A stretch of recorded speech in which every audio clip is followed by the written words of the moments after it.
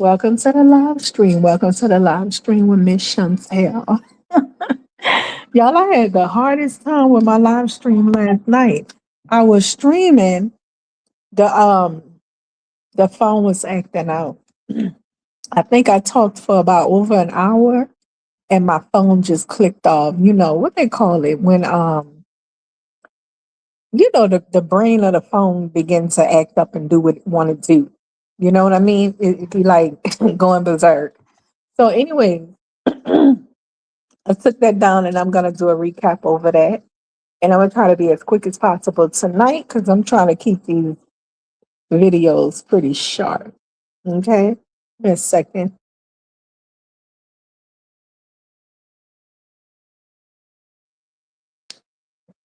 Let's start with checking my volume right quick.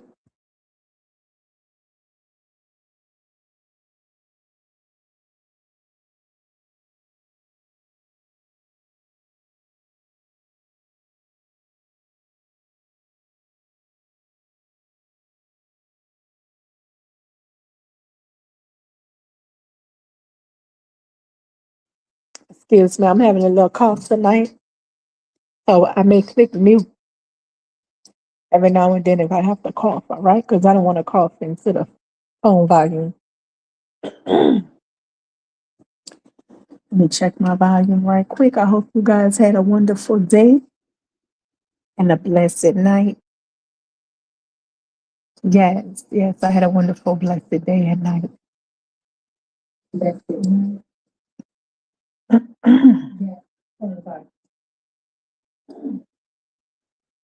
Okay. Sound pretty loud.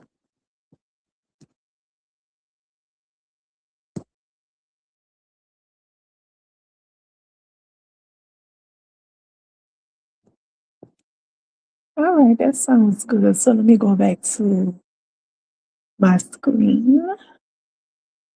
Yes, indeed. Listen, I posted a video, the latest video I posted in my community box.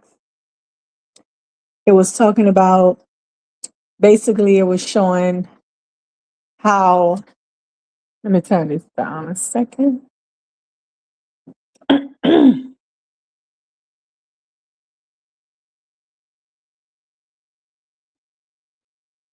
Basically, it was showing how Africans, um, how they were really amazed and inspired by foundational Black Americans' inventions in America. Like we've been saying this how long, people, that our people invented 95% of everything used in this country today on a daily is invented by foundational Black Americans. We've been saying this a very long time, but these people cannot comprehend this as truth unless it comes out of a white person's mouth. Yeah, they'll only believe it if it comes out of a white person's mouth. Ain't that some ish? Because they're tribal minded. They don't want to believe that, well, listen, we're not going to go into the mindsets of others that come here. Listen, none of them have excelled to the level of foundational Black Americans. So why would they come here and think that we have excelled? Far and beyond.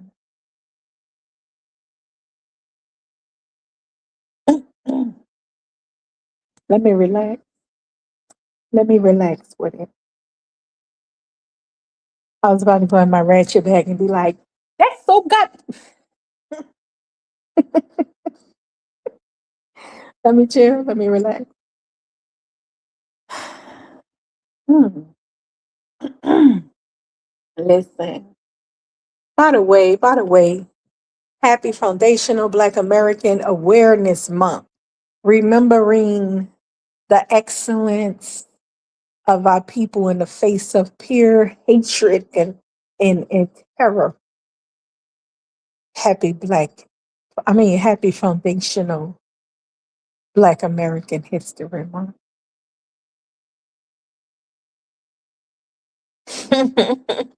Boy, they don't like that. The fact that they're not a part of that happy foundational Black American. They say, y'all can't be knocking us out of taking us out of the space that celebrate, you know. Okay, well, tell us this. What should we celebrate?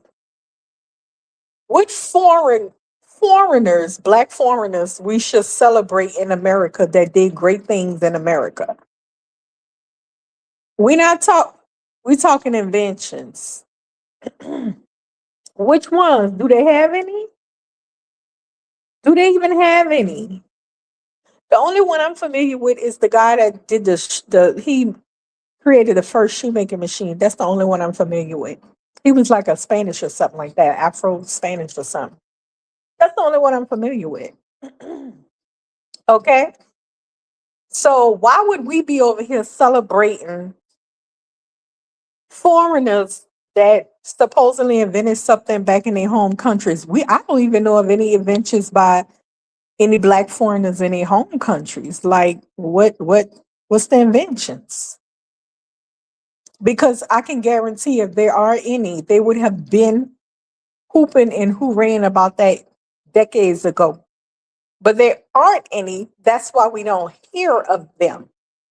You understand? They go to naming, what the heck just say? Hold on. Oh, okay. They go to naming people who came to America and latched on to Black American movements and Black Americans' arts and I was about to say arts and crafts. Who came and latched on to Black Americans' movements and Black American happenings. Okay. Or they come over here and take the things that we created and put a spin on it and call it hip hop and then claim that they created. You didn't create hip hop. Hip hop is our elements of MCing, DJing, turntable scratching. All of that was created by foundational Black Americans way before you. Come on now. Stop that.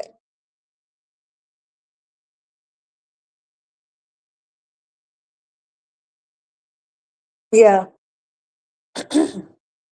So anyway, in a video I posted in my community box, it's a video showing that these Africans were amazed that foundational Black Americans invented these all of these wonderful things that people use every day today. You know what they begin to do? They pulled the Godfrey on us, y'all. Y'all gotta be careful now. Godfrey comes slick with it. Godfrey like, hold on, hold on now. The Black American, keyword Black American, the Black American invented everything. A Black American woman invented that. A Black American woman invented that. Black American people invented this and that and that and that. Black people invented everything. Yeah. We, what? We, Black people, invented everything in America. You see that slick shit? That's some low key pan Africanism stuff. Like, what are you talking about? You're not a Black American. You're not even a foundational Black American, nor a Black American. You're a Nigerian. So y'all see how that black they using black to really really latch on to us tightly. Anything black, these y'all know I don't even talk to these people no more. Like I can't help them make sense of anything or try to get them to understand my perspective or anything. I'm past it. You know, when two people is in a relationship and somebody's really not happy because they're not being fulfilled.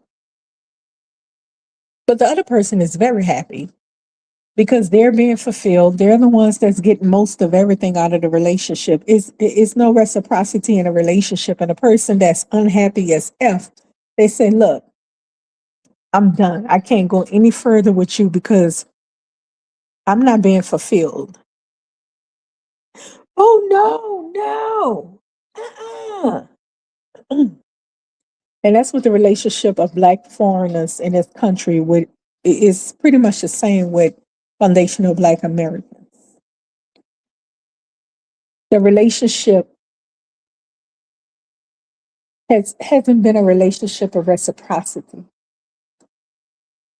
The only people that was getting was these people mooching and latching on to us, hiding under, riding our coattail while disrespecting us at the same time. Not only is it a relationship that we weren't getting anything out of it, but it was also an abusive, disrespectful relationship. And the nerve of some of these Pan Africans that's actually, um, some of them are born and raised here, and some of them are foundational Black American. And when I say some of them are raised here, I'm talking about first, second, third generation immigrants who have a Americanized mindset. The audacity of you knowing our culture here. You think we supposed to tolerate abuse and just sweep it under the rug as though these people don't know any better? Shit, you done lost your damn mind. In that case, we might as well get a white tea people a whole pass too, baby. Or they went and tricked African people to sell their people. No, they didn't. No, they did not, baby. But you know, that's all that Pan African stuff trying to get us to claim these people. Listen, yeah, let me get back to the topic at hand. What was I talking about? Oh, I was talking about how the Africans were super inspired by the video they saw of how foundational Black American people invented all these inventions, and they were, oh my God, oh my God, I'm so excited. I never knew. Oh my gosh, Black people invented that. Not Black people. Foundational Black Americans. Get it right. That's why it's important for us to really be specific when we are celebrating Black History Month. It's not Black History Month. We have changed it. It's important for us to be very specific when celebrating our Black History, our month, um, that our people have pushed to set up. It's very important for us to make sure we specify what we're celebrating because we're not celebrating all Black people around the world. We're not doing that. We're celebrating and remembering the excellence of our people. That's the whole point, the whole setup of it. To remember and celebrate the excellence of our people. Even in the face of horror and terror, we still rise.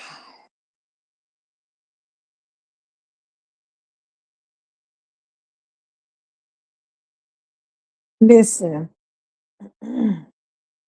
listen, we got to be real careful with this Black word. I mean, I'm appalled, first of all, that you have people that don't know how to be respectful and just back the hell off when one group of people saying, hey, we don't want any connection to you. And the people still coming. I tell you, them people, it's crazy when they still coming and coming and coming and you started backing them up. Oh no, we don't want to have any kind of connection to you. You know, it's all good. We don't want to blow you up and shit. We just don't want to have anything to do with you. You know what I mean? Um, but you know what I'm gonna say to that? I can cut that conversation short. I'm gonna say this right here. Y'all had best to know and believe that these platforms and these sites and stuff is being monitored. Yeah, they are. The government is monitoring these sites and stuff. They're listening in. They know what the people doing. They know what Africans are doing. Even the white sea people is starting to talk about them now. I posted a video in my community box, and it's of a white professor. I think he's a sociology professor, and he is teaching, lecturing about knowing the difference between black people that have the same skin. So he took and set some Africans next to Americans, next to Caribbeans in front of the white students.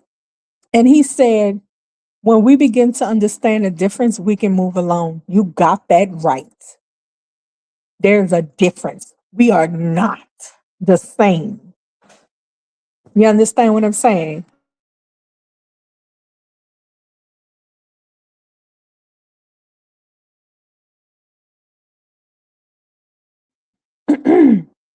So yeah, when we begin to when people begin to understand what we're saying, that we are not Africans, stop Africanizing us. And tonight we're going to speak on that. We're going to speak on how they try to Africanize our Ebonics. Okay, we're going to speak on that right there, because it's important for us to get this.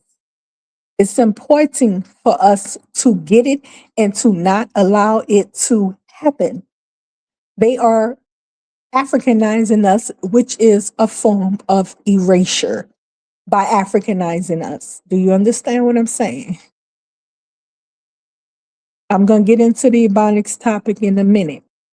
I just want you to understand black is going to have to come from out from us, because these people attach themselves to that black. They're trying to make themselves one with us by black, the word black. We're going to have to figure something out. And we're going to get there. But we're definitely going to get there. For sure. It's very important. You guys out here fighting for reparations. If you're fighting for reparations, you don't want to fight for reparations and they get a hold of it. Well, why would you? Why? Why? I mean, to me, before you fight for reparations, you need to get it together as much as possible. You need to make it where you have an idea of who's going to be getting what through who.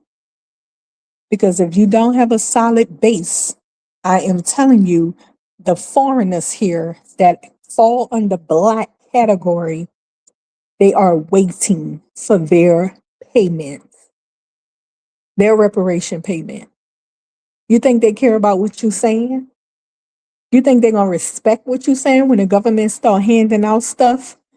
Baby, you think they're not gonna try to pass for one of us? Well, you highly mistaken. I would suggest that you really, really, really work on strategizing a difference, a big barrier between foundational Black Americans and Black immigrants in this country. You have to find a way to strategize against that. Get a barrier going. Because if you don't, and you expecting reparations pretty soon, those people are going to have a big lump sum of your reparations. Now, if Miss Chantell was actually in a mindset of, I support reparations, I support my people. If my people want to do voting blocks where we all voting for one particular, I'm not going to just go out there and cast a vote and be like, oh, I voted for him. That don't make no stupid sense. Because I told you, I believe voting is supposed to be done for the community. As a community, when you vote for your community to get stuff and do better. You're not voting as an individual in a community. No, you're supposed to be voting as a group in the community. The community that exists, it exists because it's members. It's buku members. Is a whole group of people, and that's how voting is supposed to go. If a politician can come in your community and get a few votes, it just don't make no sense. All right. A politician's supposed to be able to come in your community and win the whole community vote and say, okay, I'm gonna give this to you if you guys vote for me or whatever like that. You see what I'm saying? Hold up.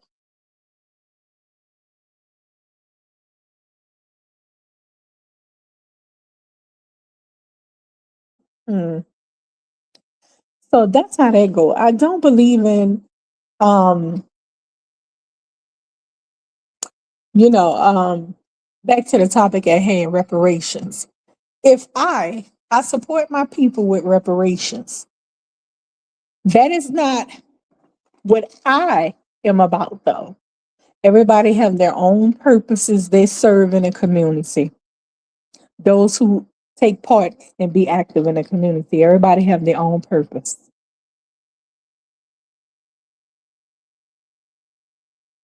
We even have spiritual people in our community that go around doing prayer groups. Everybody have their own purpose. My purpose is not reparations. That's not something I'm deeply into, but I support my people in it.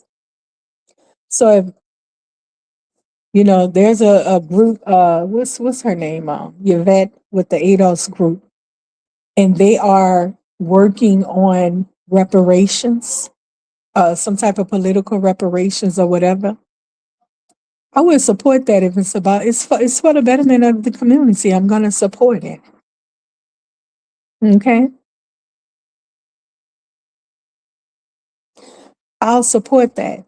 It does not mean I'm the brains and the head of that grassroots organization because I'm not into that. That's not my thing that I resonate with heavily at heart.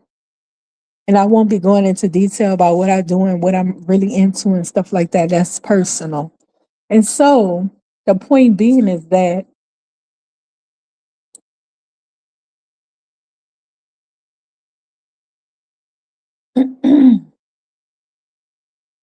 one second. Okay. So the point being is that that's what this particular person is into or people is into because they are about bettering the community. I will support it. Miss Chantell is not into um, pushing that though, even though I support them. I'm into something quite different. And no, I won't share it like I said. So the point being is that what's my train of thought? I lost my train of thought. Um, oh, the point being is that if I was, if I was the leader of such a grassroots that I established for reparations in the community, I personally would first make sure this is just me. I would make sure I set up barriers galore to the point I'm making sure that this reparation package only goes to directly to the people that it's supposed to go to. That's how I see it. So my main fight would be establishing barriers left and right, north, south, east, west, left and right. It can be done, especially right now during this time. This is the Trump administration anti-immigrant time. He's getting rid of all of them. He wants many of them out of here, especially the black ones. So this is the perfect time and when you want to set up barriers for your people, a base for your people. I ain't telling nobody what to do. What I'm saying is what I would do if I was pushing for reparations. I support reparations, but I'm not the head of reparations because that's not what I'm into. But that is what somebody else is pushing for. And what my point of saying this to say You have to establish as many barriers as possible so that if you know and truly believe you're going to get the reparations, you have got to build your base solid as possible. It can be done. But to push for reparations and you don't have a solid base, you don't have barriers established, and it end up your reparation package will end up going to foreigners. It don't make no sense to me. It's like voting without. It's the same thing as voting individually. It's the same thing. To vote individually is stupid. It doesn't win the community anything. To push for reparations without a solid base is stupid. It doesn't win the community anything because you got the black foreigners that's going to be right there for the snatchings.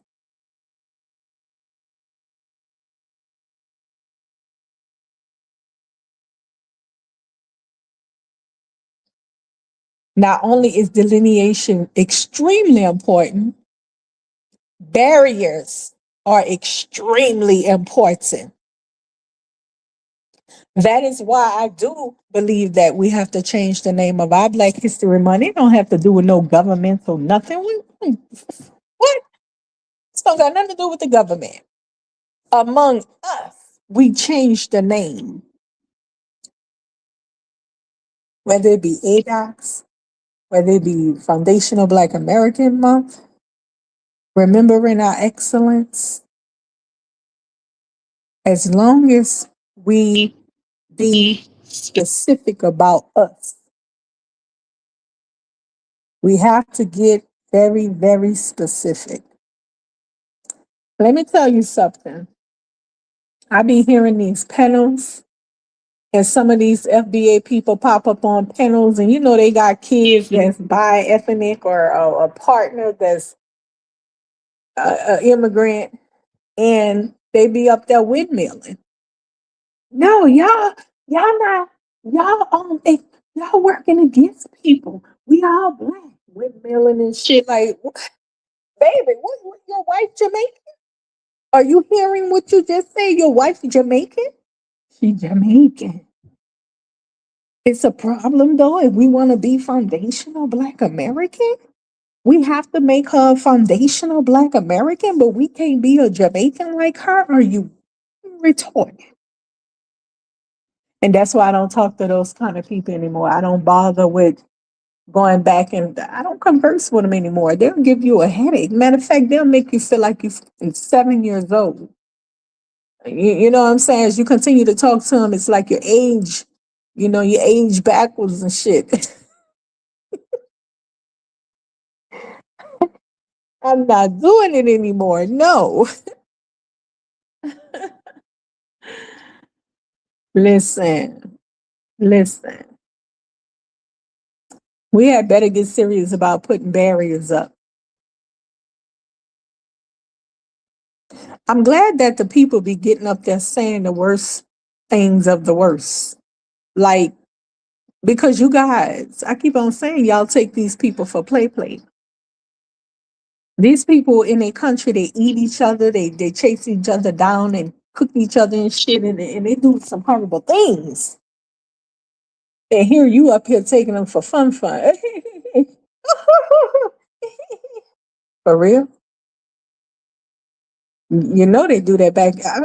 Listen, well, I was on a panel one time before a while back. I think it's been about a year, maybe less, maybe 8 months or something like that. Um,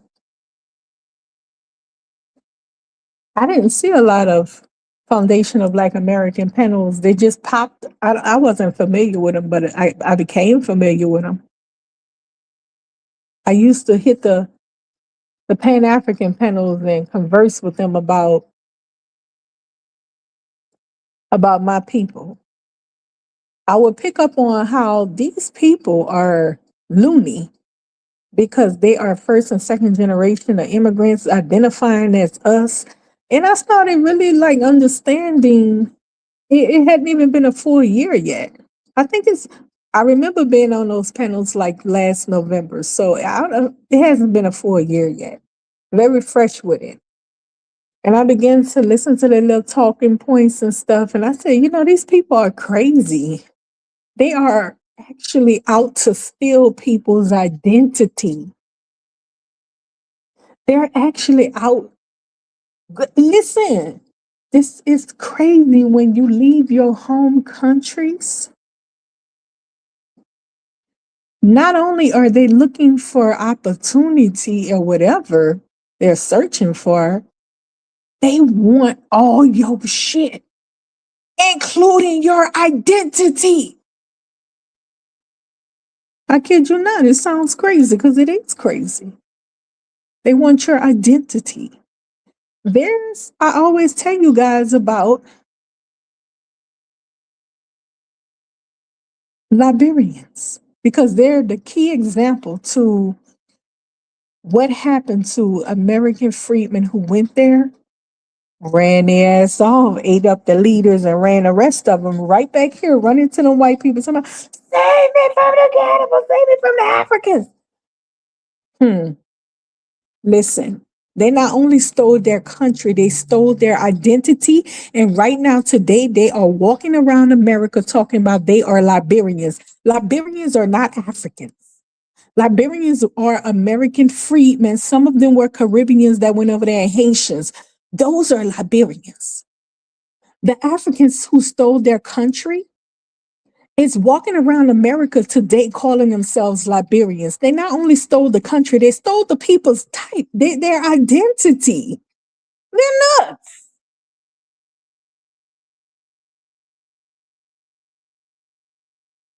They stole their whole identity. This is not just Liberians doing this.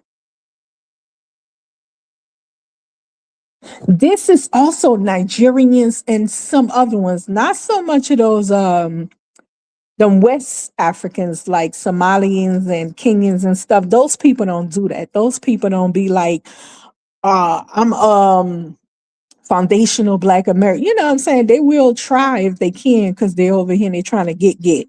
But for the most part, they not like, like the ones on the West Coast that live. You know what I'm saying? Listen, they're a little bit more proud of who they are. The Somalians and Ethiopians, they love their identity. They're proud of their stuff. They only want to be Black when it's absolutely a survival thing for them. You know what I'm saying?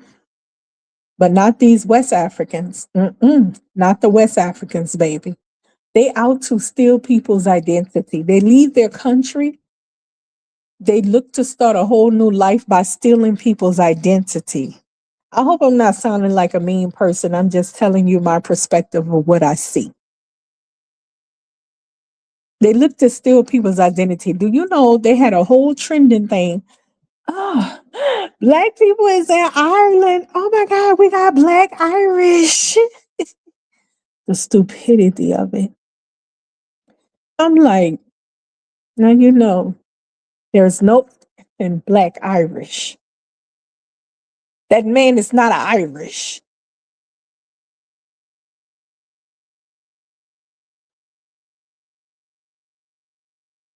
But he was so proud to say he was Irish.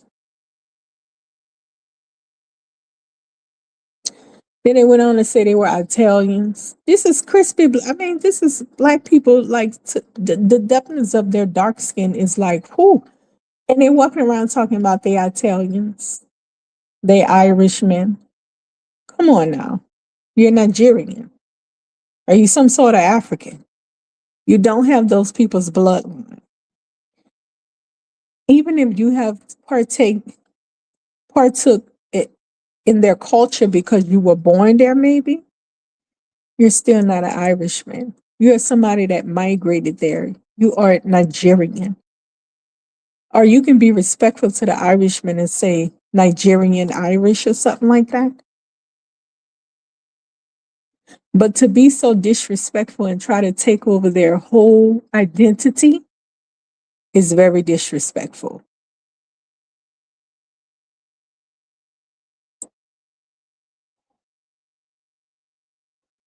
You would not be allowed to come to my country, and I'm an Irishman.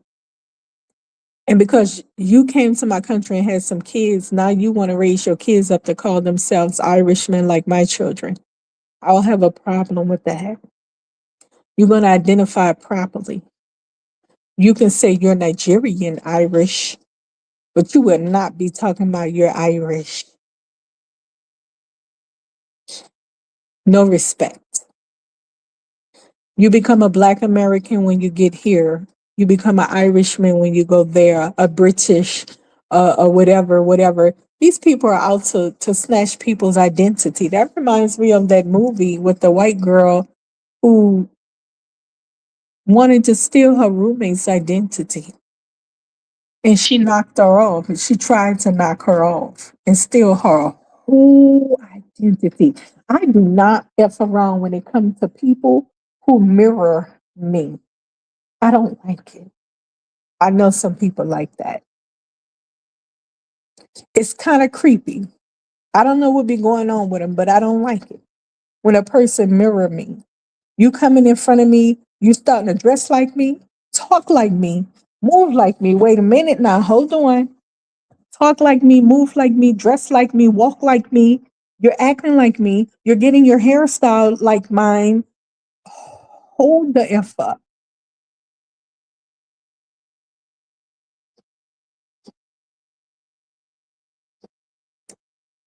You got a problem. That's not normal.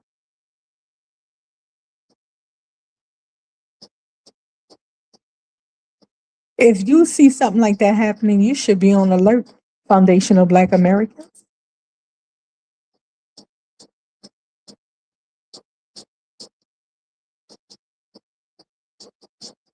Hmm. All right. All right. Listen, I said in my last live stream, the ball is in our corner. It's in our corner. We haven't made a move to support immigrants, and we haven't made a move to support the anti-Trump administration. I mean, not anti-Trump, the Trump administration anti-immigrant, or you could say the anti-immigrant Trump administration. We haven't made a move to support either one of them. The ball is in our corner.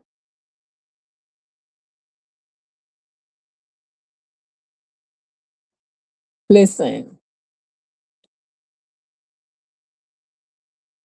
if you're really, really serious about reparations, about people not representing us in politics, you have got to establish barriers, opening doors to immigrant, anything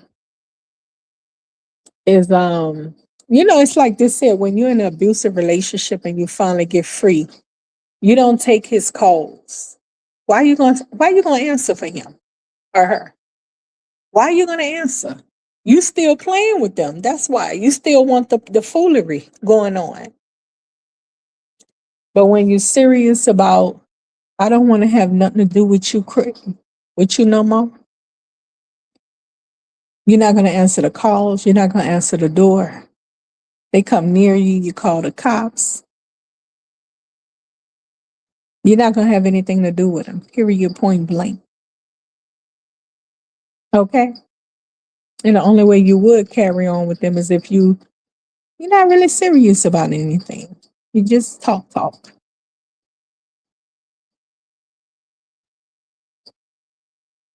But it's very important to cut them off, cut them loose.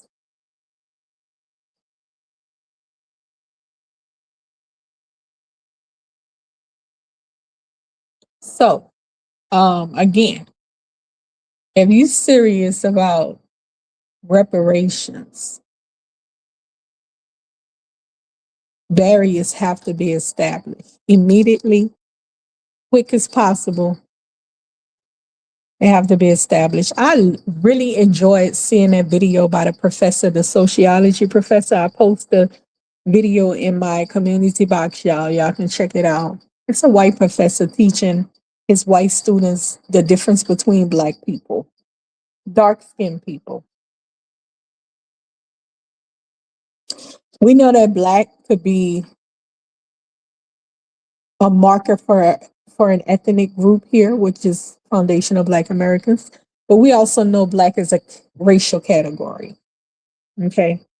So we have got to really strategize on getting rid of the word Black, because that is a form of how that's one of the ways they are really, really latching on to us tightly with that Black word. See, you can go around the world pretending to be a Black American, but guess what, baby? You ain't gonna never be able to really, once we get it down pat, specify that you're one of us. And I'm glad that, like I said, the professor, he's teaching his students to be aware of how different Black people are from each other.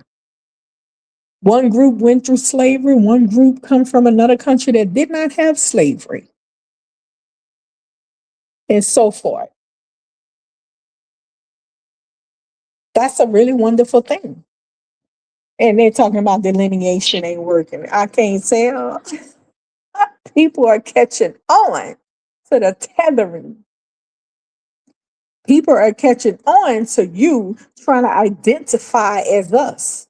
People are teaching it in their universities to know the difference between Black people. And then we can move on. You got that right. That's right. It's all about knowing the difference between Black people. Who are we teaching that to?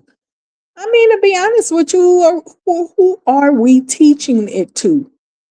We are teaching it to other people. We're not the same. We're telling people at the top of our lungs, we're telling the world, we're teaching the world that we, foundational Black Americans, are not the same as Africans or Caribbeans or any other dark complexion of people. That's a race construct created by the white T man. But we are not one and the same. We are completely different ethnic groups of people.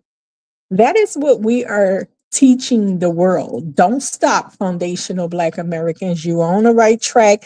People are hearing. They're hearing, baby.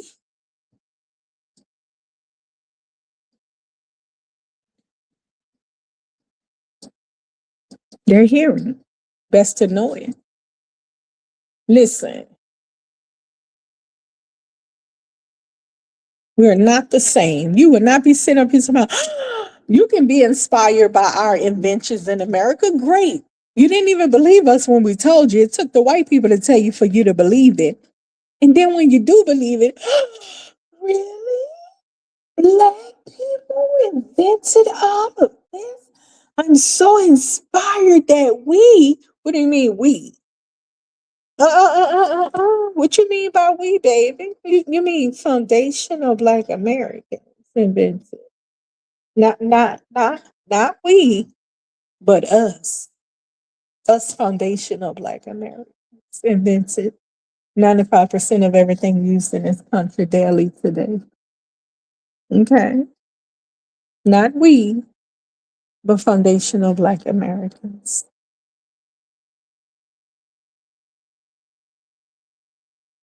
Yeah. So, shoot, I went in a little deep on that because I didn't expect to. I just wanted to touch upon that. I didn't expect to go too deep into that. Listen, people, I want y'all to remember race is a construct created by the white T man to classify people for whatever reasons and stuff, okay? We're not the same based on skin complexion and hair texture. We're not the same. Remember that. We're not the same people. Period. Point blank. Just like the thousands of tribes in one country over there is not the same people. Okay? Don't let no Africans push up on you and tell you African, and you sitting up there feel forced to say you African. No, I'm not an African. Matter of fact, I'm an admixture. I have different types of ancestry and I acknowledge all of them. One is not better than the other because let me tell you something real quick. The trashiness of all that slavery is because of Africans selling people. Do you understand? Don't come to me with they ain't know no better. Yes, they did. Because of Africans selling each other for centuries. So don't you dare pinpoint what a white man did to us and what natives did to us, because you are the very reason that all of it exists today. And you know what they would say? Well, I can understand why they don't want to be African because retarded ass, well, we just don't want to fuck with you no more. Can you at least accept that then? If nothing, stop trying to figure out why we don't want to fuck with you. We just don't want to mess with you no more.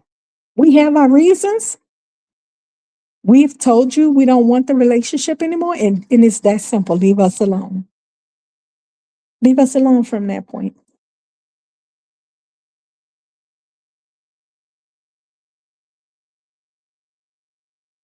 It's that simple.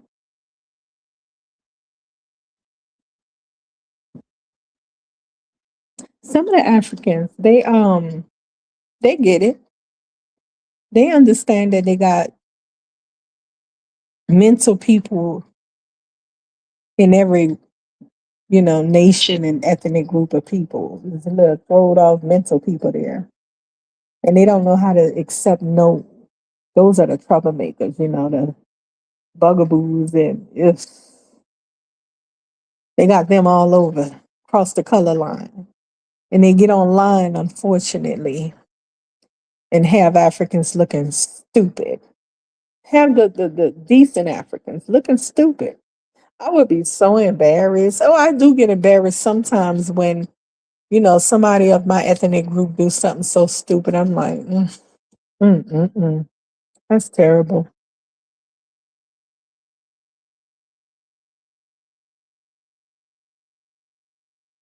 But yeah, when you online, that is the truth right there. When you online, you got to remember this where all the creepies come, creepos. So, of course, you would have on here the little creepy ones come on here acting all creepy. Why can't we be one though? And I'm, oh yeah, did I tell you guys one of them threatened to eat me raw because I told him I wasn't an African, that I was an admixture. I have admixture of ancestry. The person never seen me before or anything. I'm like, if you see me, you wouldn't call me an African, sir. First of all, that's number one. Number two, I'm not an African.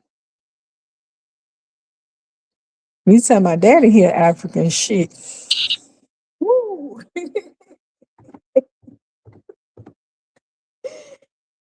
Well, you better go ahead on down the street. We don't do the African thing. No, we don't, sir.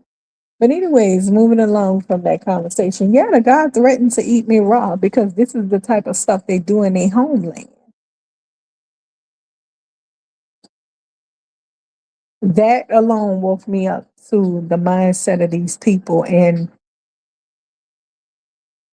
how mentally, you know,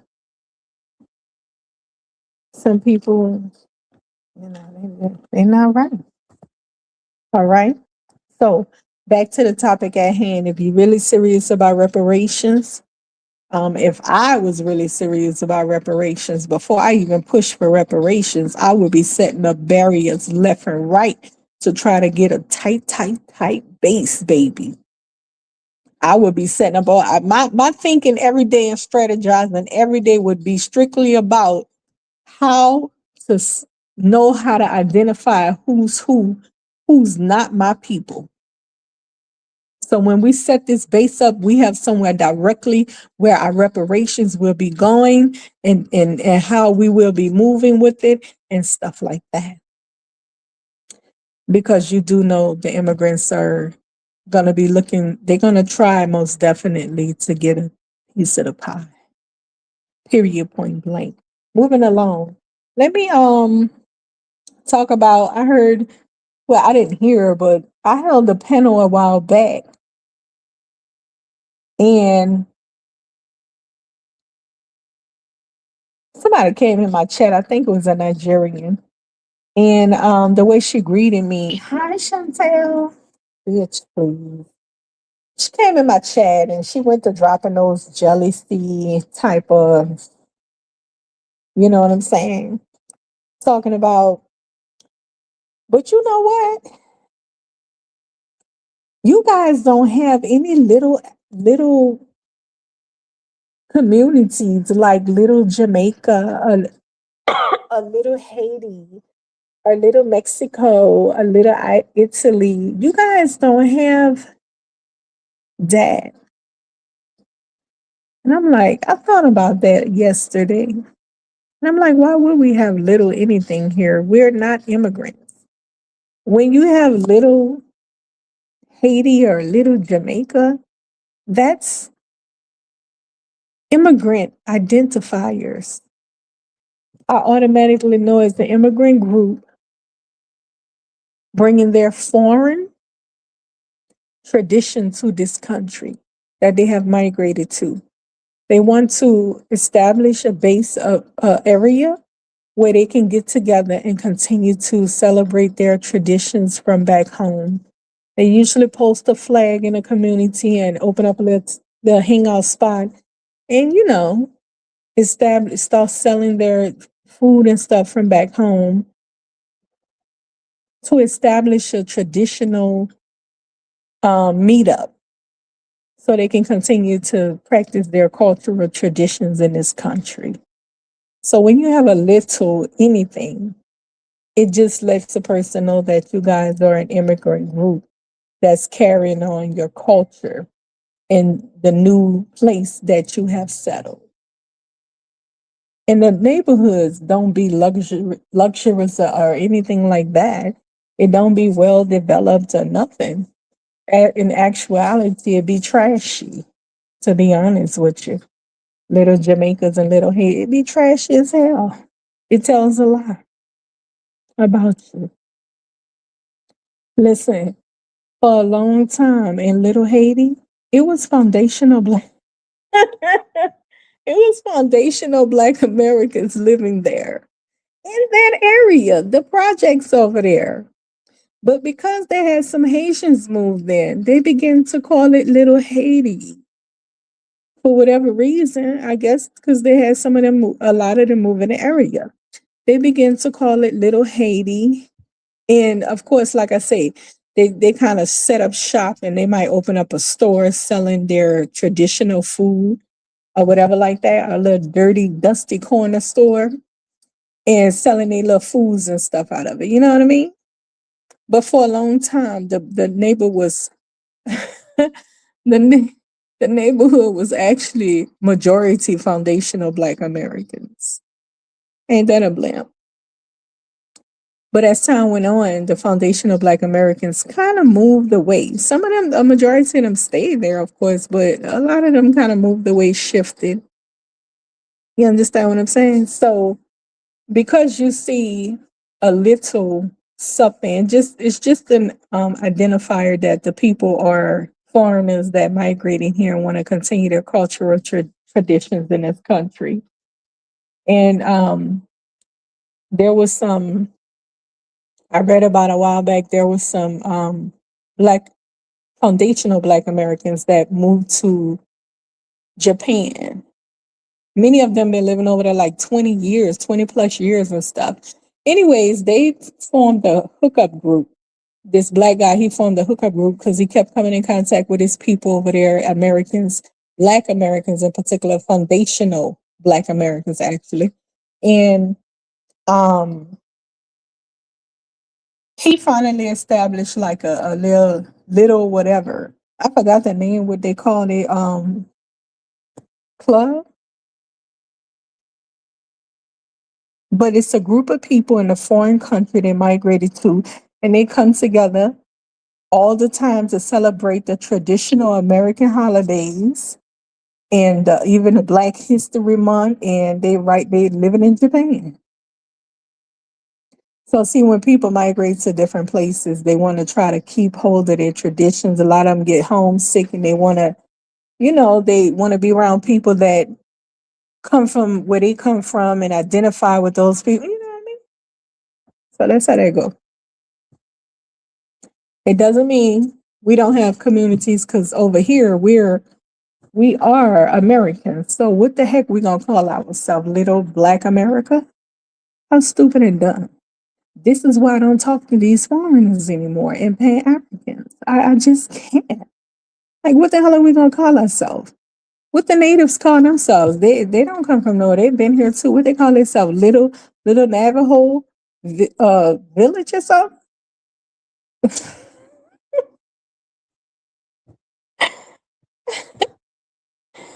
We're gonna call ourselves Little Foundational Black America. Moving along. So, um, yeah, yeah. Oh, child.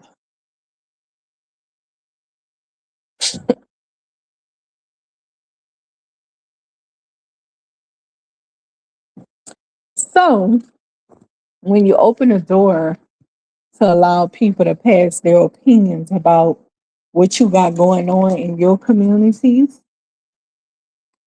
don't get mad when they talk crazy, because you need to understand the mindsets are completely different. These people are come from way across the ocean on something completely different from us. We've been over here fighting with white people. They've been over there fighting with each other. You understand what I'm saying? It's completely different mindset. So when they get over here, they see white people as gods. We don't see them like that. They see us as enemies. And we don't see them as enemies. We see them as fellow dark-skinned people, because this is a race-based society. Do you understand, foundational Black Americans? Wake up. Understand the mindsets are completely different. We see the white people as hateful. White supremacist minded people as hateful. They see them as gods and people that's helpful. They actually see them that way. They see them as helping Africa, and they help them. They give them food and they house them, and they were doing these things for them. They didn't have to come here and get terribly treated and none of that. They just came here and got handouts from the white tea people. Oh, they help us. They go to school. They teach us. They help us. Black people don't help us here. That's how they see it.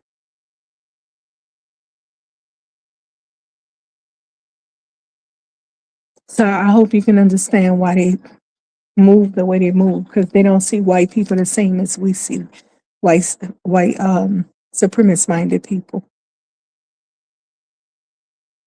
They see us as an ungrateful. They don't know the history. They don't know we built it all, invented it all, and it was taken from us, stolen from us, lied on us, all that. Talking about our children can't read. Do you know way before our children was, when slavery first ended, it was each one teach one. Black people taught each other how to read and write. Our children was excelling to the fullest. Then the integration period came where they wanted to, somebody came up with a terrible idea to integrate with these people in their schoolhouses. It was just a foolery, pure foolery. Okay, all foundational Black Americans were not with integration, school integration. So many people was against it. Okay, but they had some people that was for it for whatever reason. When I think about Ruby Ridge, she's still alive today. When I see that lady as a young girl going through that, I think how traumatized she. Before I saw her on Oprah Winfrey or somewhere, I was thinking to myself, I bet she mental now. I was thinking the lady was crazy or whatever, but she's maintaining, going along with the BS.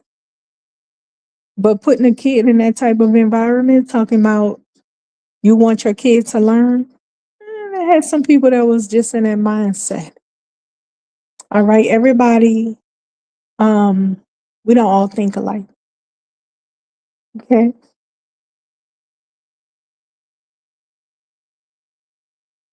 So we had a period of integration, and it ruined our people. So I was saying that because we can't always follow behind everybody. We can't always follow behind everybody.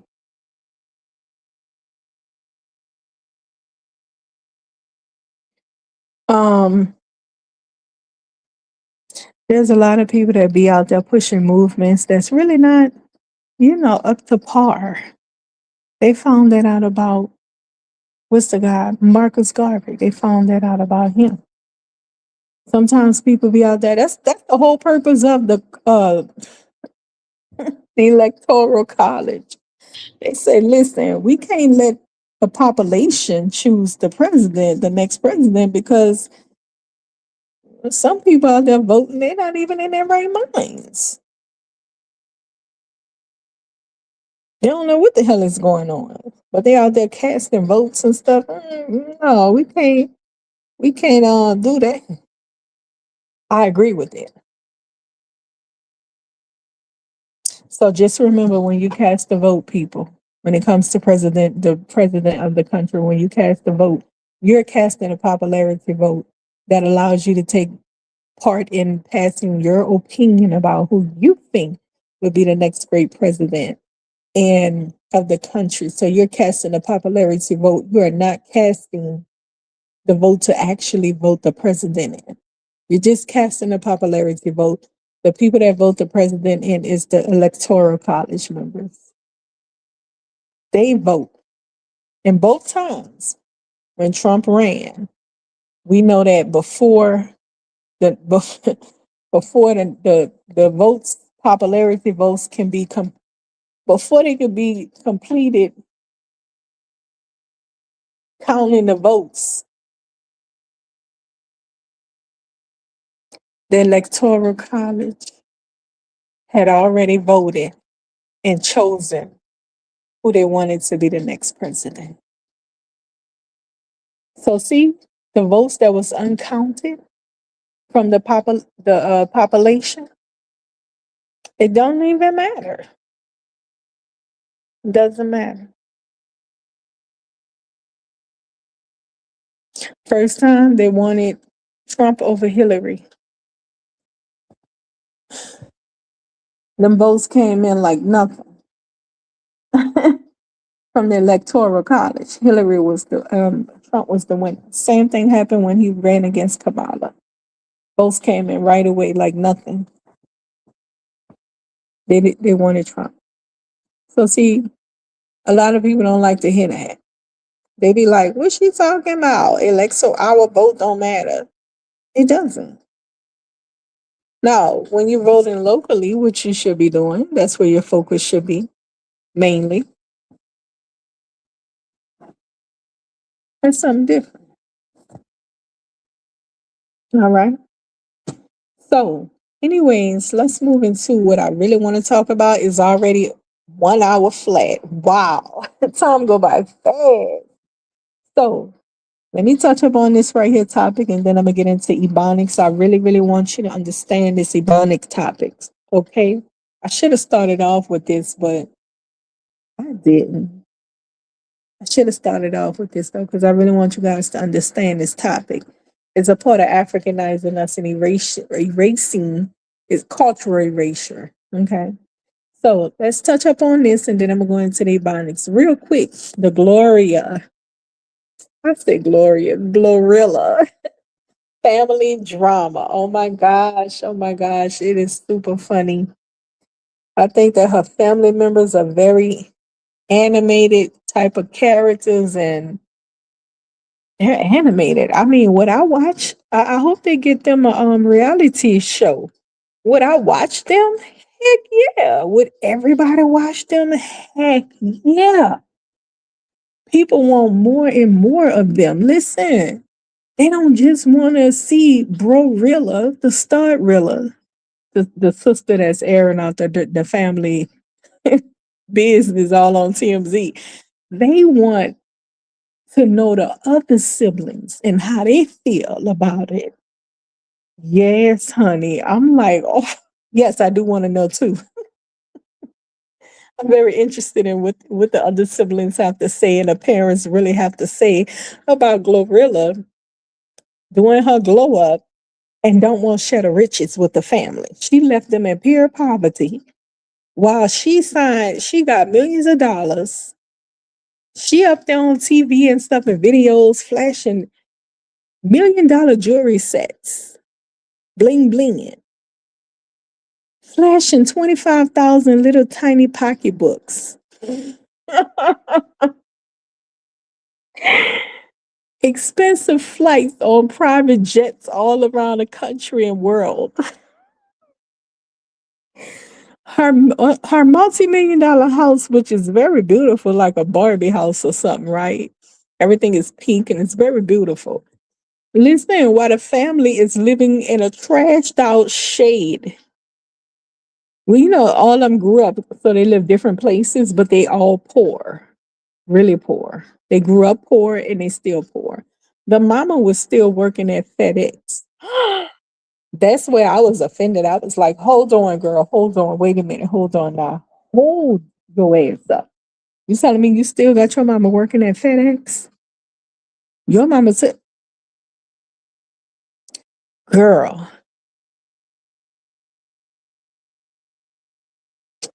And to make things worse, you see her videos where she be showing off all this jewelry and $1,000 pocketbooks and private flights and so forth. While the family is living in poverty and the mama going to work at FedEx. But we have people like that. It is what it is.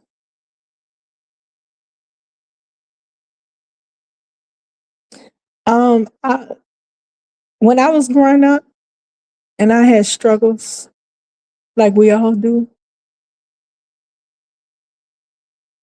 I felt my sister, who was like 5 years older than me, was obligated to help me. Hell yeah.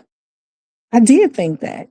I turned to my sister with a kid and everything. I'm like, I turned to her for help.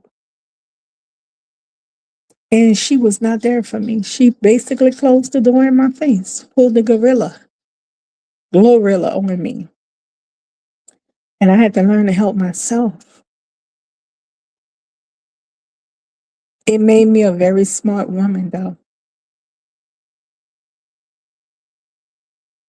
You learn to strategize, you learn how to get by.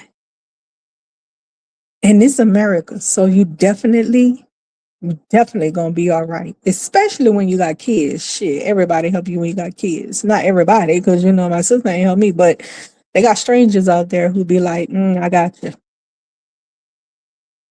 Just based on you having been a mother. But let me tell you something. When you do stuff like that, it comes back for you, because the very same person that closed the door in my face, my sister, she had to come back to me more than twice for help with her and her children. Do you hear what I'm saying? No, I was not like her. I did extend my helping hand when she was in need, but I also let her know how low I thought that of a person that she was.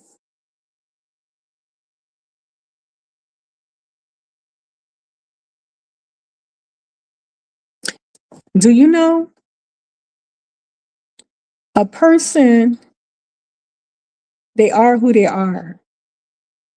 They only change when they change. And what I mean by that is that me telling her what I thought about her, her bad behavior, her trifling behavior, it didn't change her. It didn't change her at all. It just made me understand that there's people out there like that. They like that for whatever reason. I don't have anything because I never did nothing to hurt you. So they may be hurt from something you have nothing has anything to do with you. But that's how they move. And eventually I learned that just because a person is related to you,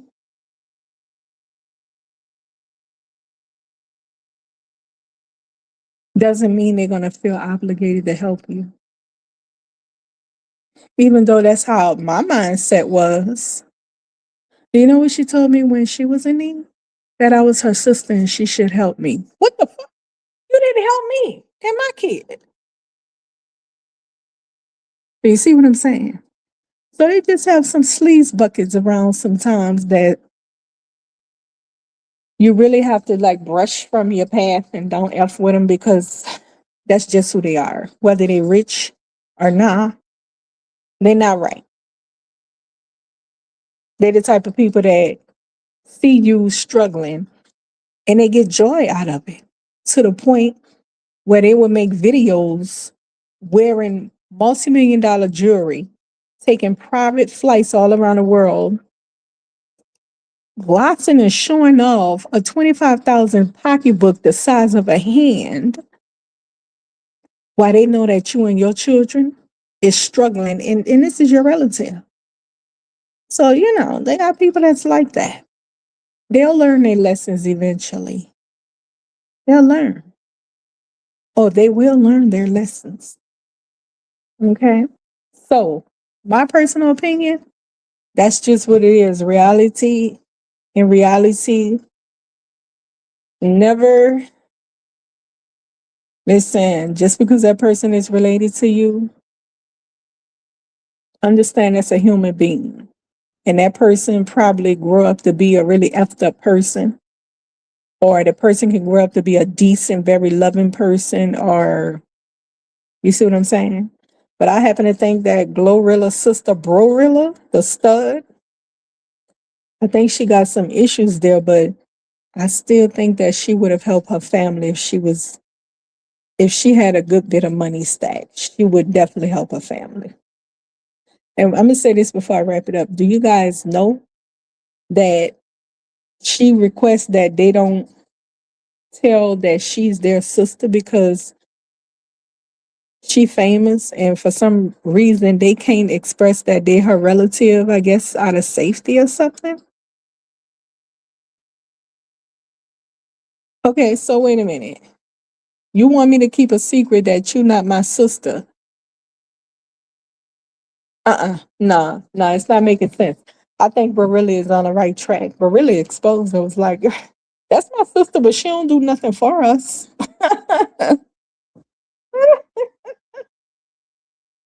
Now everybody wants to know why. I hope they get a television show, a reality show.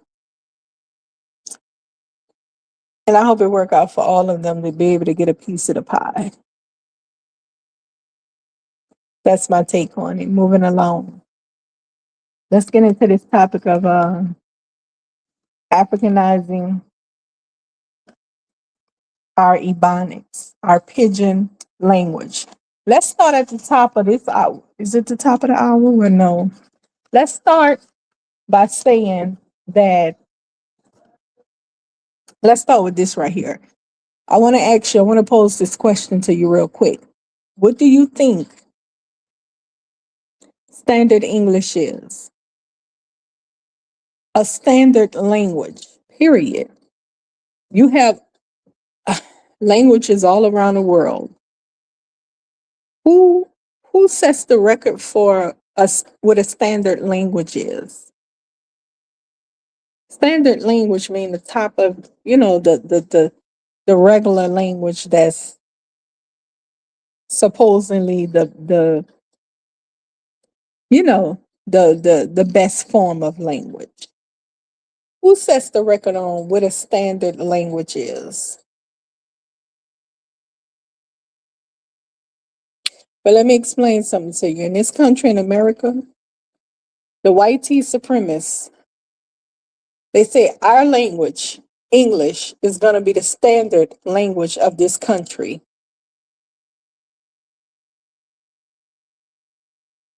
They had many native tribes in this country that spoke many different languages. Way before the white tea people came here. Then when upon arrival of the white tea people, you think that the native languages didn't influence their language? That's a contact language. Contact language is when groups come who speak different languages come in contact to do trading.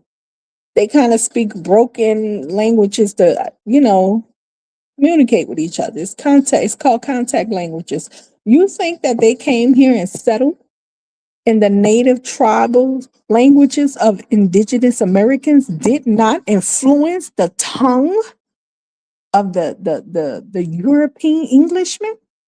The I think Europeans is under British. So the English, you think that the native tongue of the tribal indigenous Americans did not influence the tongue of English people? Let me tell you something. Of course it did. But white tea supremacists is mindset people. That's what they do.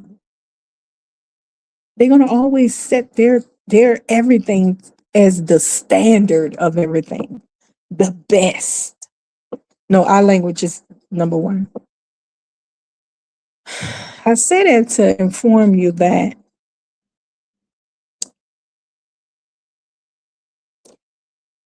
many of the words that you think is English is actually indigenous American words. A lot of these states, the names of these states in America, cities and states, is indigenous tribal languages. It's words from their tribal languages. Yeah. hmm There was a indigenous population that the Russians came over a while back and settled with, and they built a whole particular type of culture up there. It was a very unique culture. Some kind of way they were speaking French or something like that. It was a very unique culture. I read about it a while back. But of course, some type of cultural erasure happened. I would have to go back and look into that. But of course, the Russian's tongue and the Frenchman tongue influenced the tongue of the native people and vice versa. The native people, indigenous American people tongue influenced because they settled together. Well, they came over here and settled with the natives and they built uh I guess you could say a tribe together. Interesting. So the English European tongue was most certainly influenced by tribal, by the indigenous tribal tongue. You're best to know that. Even when they brought in Africans, they even used some African words that began to float among the people, the native indigenous, as well as the Europeans.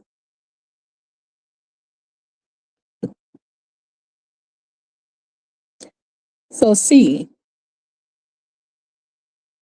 I want you to understand that the American English has a mixture of different tongues in their language, American English. Don't let them lie to you, baby. It's a mixture of tongues in there. You got some indigenous American influence as well as African. Do you understand? Irish as well. Yeah. So even though they have a mixture of language in their American English, not the British English, the American English, they would sit up here and say, our language is the standard language. They won't call their language Creole. A Creole language is when a one group capture another group, and the ones who did the capturing, they forced the captive people, the captured people, they forced them to speak their language. But of course, the people can't speak their language only. The people begin to do a mixture of languages, and there you have a new language develop, a Creole language mixed with both languages. If it has grammatical rules, it becomes a Creole language. If it does not have grammatical rules, you can only speak it but not write it, it's a pidgin language.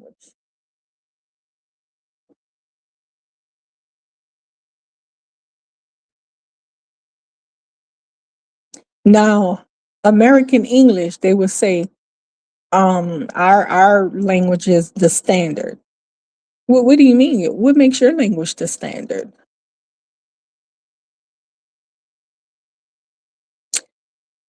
It's to me, it's a Creole language. Well, no, it's not, because we said so. Well, it's mixed tongues like the other Creole languages. What makes sure it's not a Creole? Because we said so. Oh, I see. It is.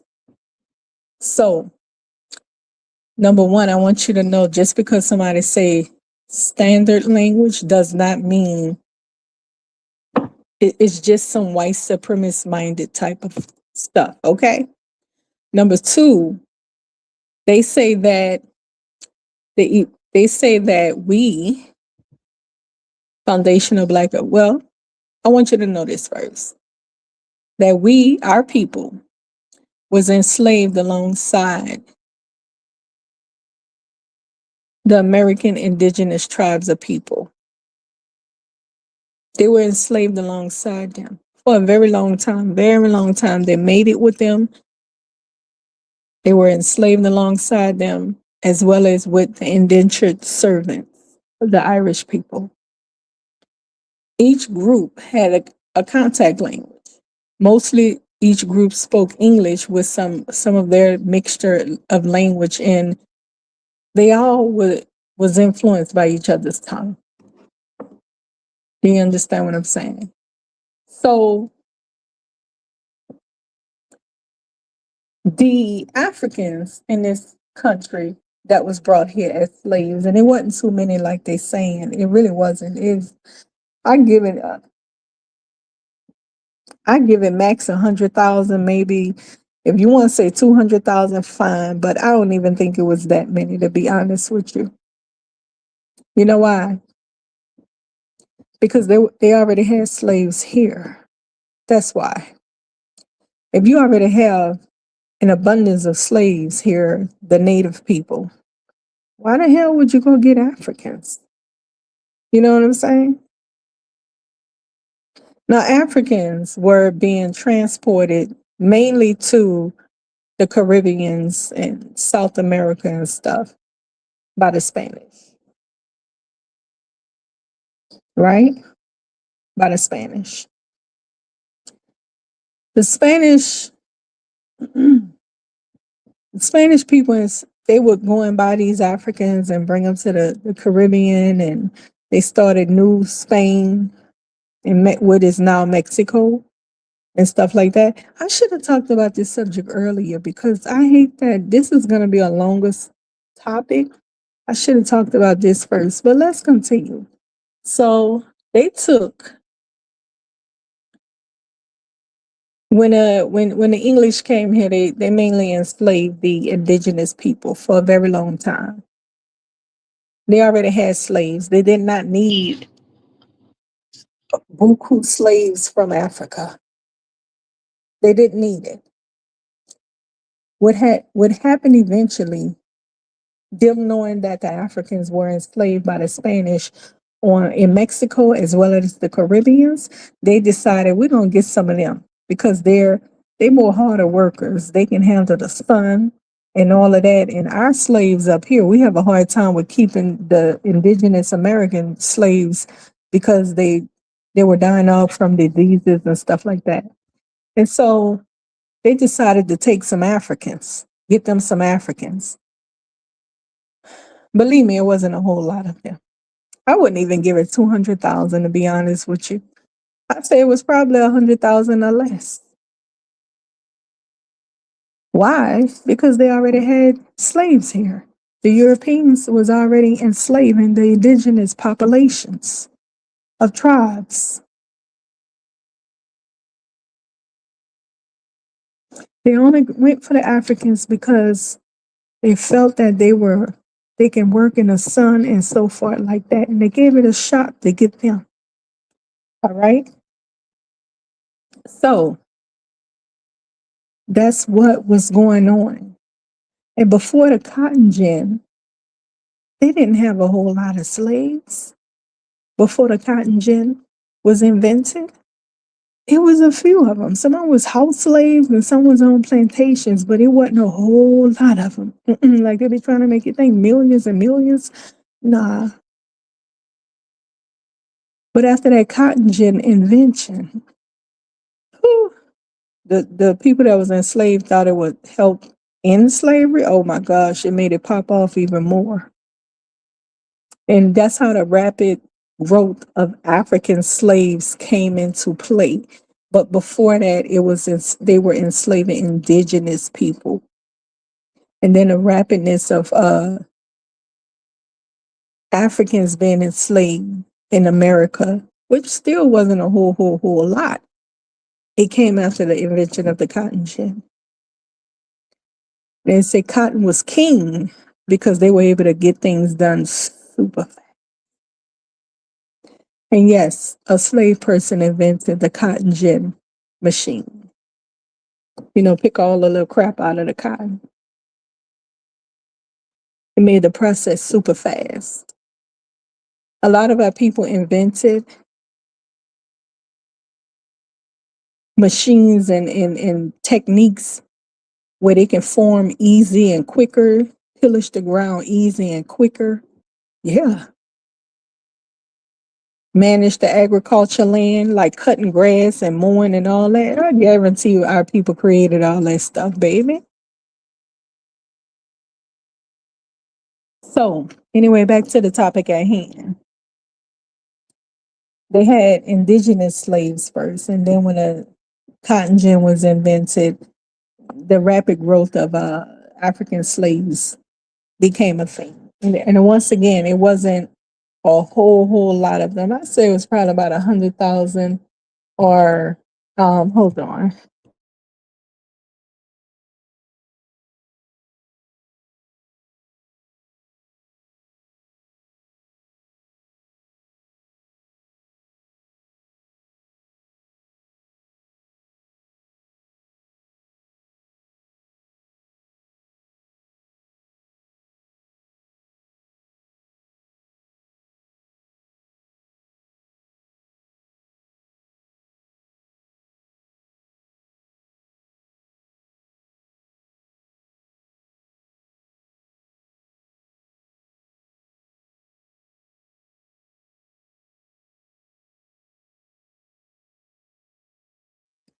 So yeah, um, that's how that came into play in this particular country. Unlike South America and New Spain, which is now called Mexico and the Caribbeans, that was heavily in Haiti, you know, which is considered Caribbean too. That was heavily populated by Africans that they brought there. Okay.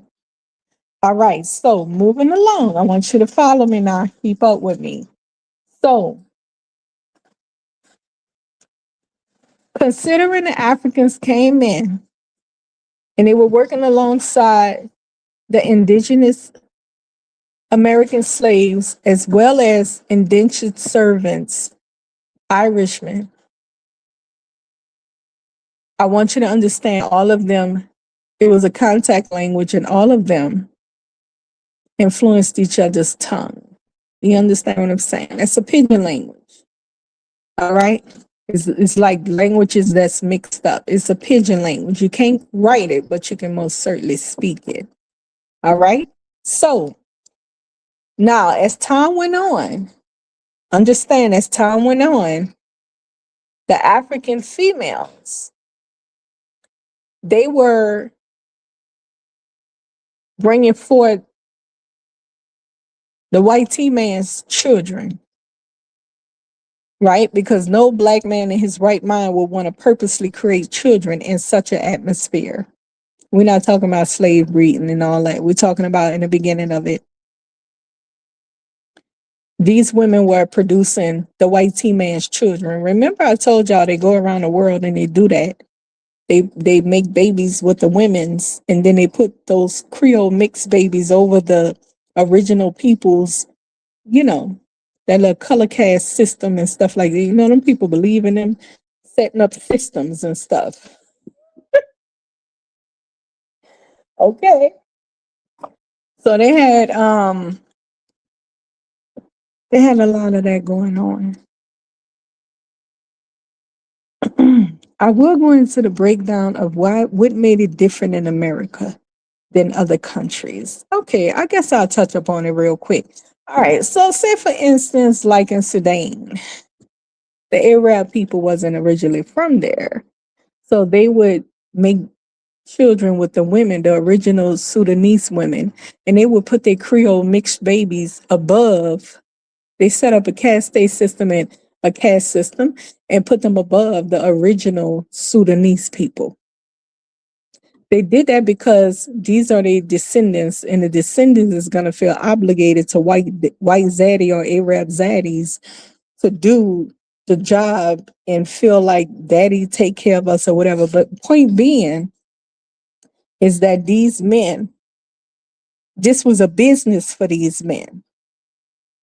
When they went back home to their families, they brought the money back to the families. You understand? The money in Sudan that was produced by their half Creole children who was managing everything at this point and put in charge of everything. The money went back to those Arab men, the daddies, who was in turn living in their country, taking care of their wives and children. This happened in a lot of different countries.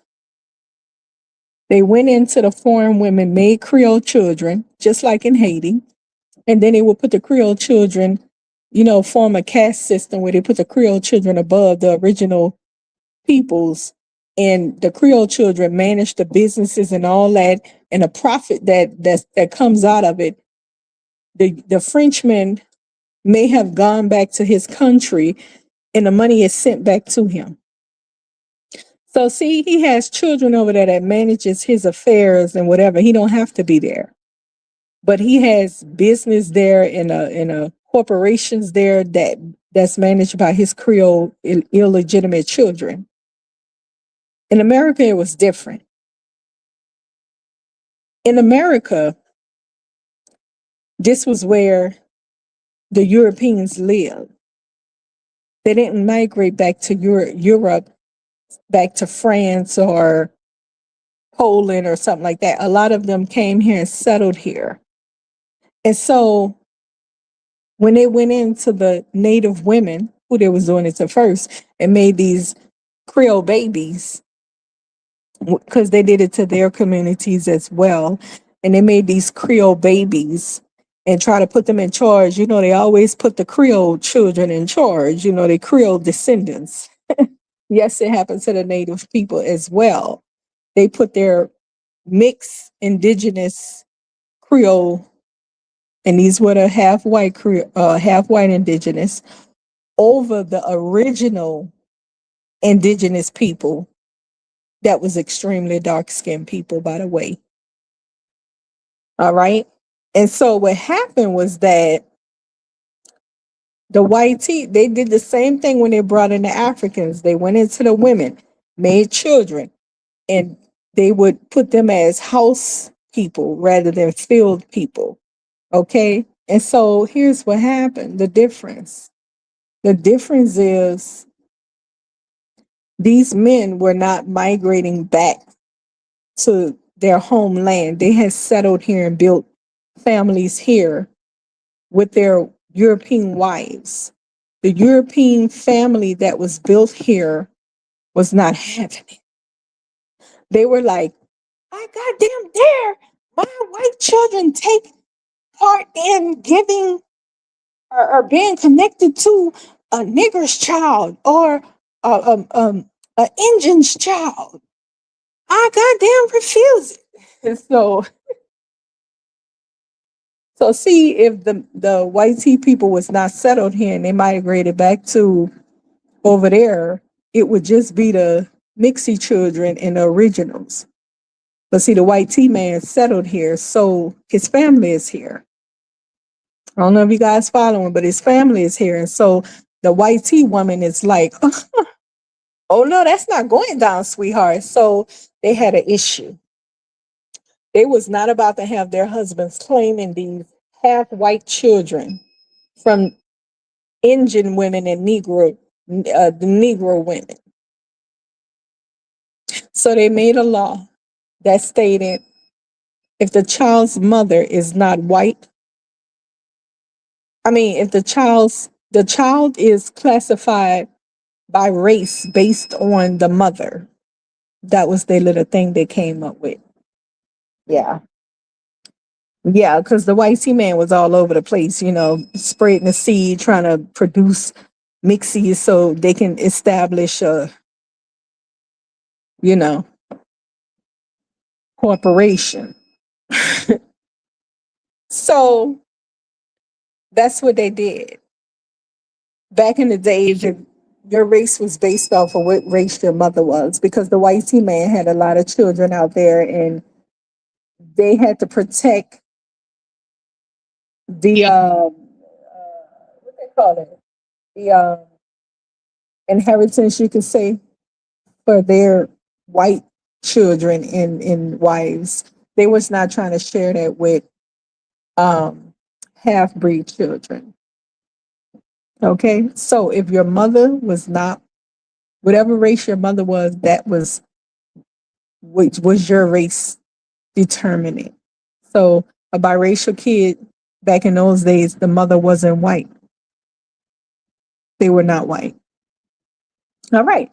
So since you got that, let's continue on to this Ebonics thing where they playing trick with us to, tricks with us to Africanize our Ebonics. Let me hurry up and get to that. So with all that being said, back to the topic at hand. We our ancestors, African ancestors, and I claim them because they was absorbed into Native people, as well as Native people being absorbed into Negro people. Yeah, I know it sounds so confusing, but it is what it is. We was mixed up with the people, okay? So again, a lot of the words that you consider English is really actually native tribal words. It's native tribal languages. A lot of the cities and states and all that is tribal American indigenous words. And many of the tribes spoke different languages, mind you, from the north, the south, the east, the west.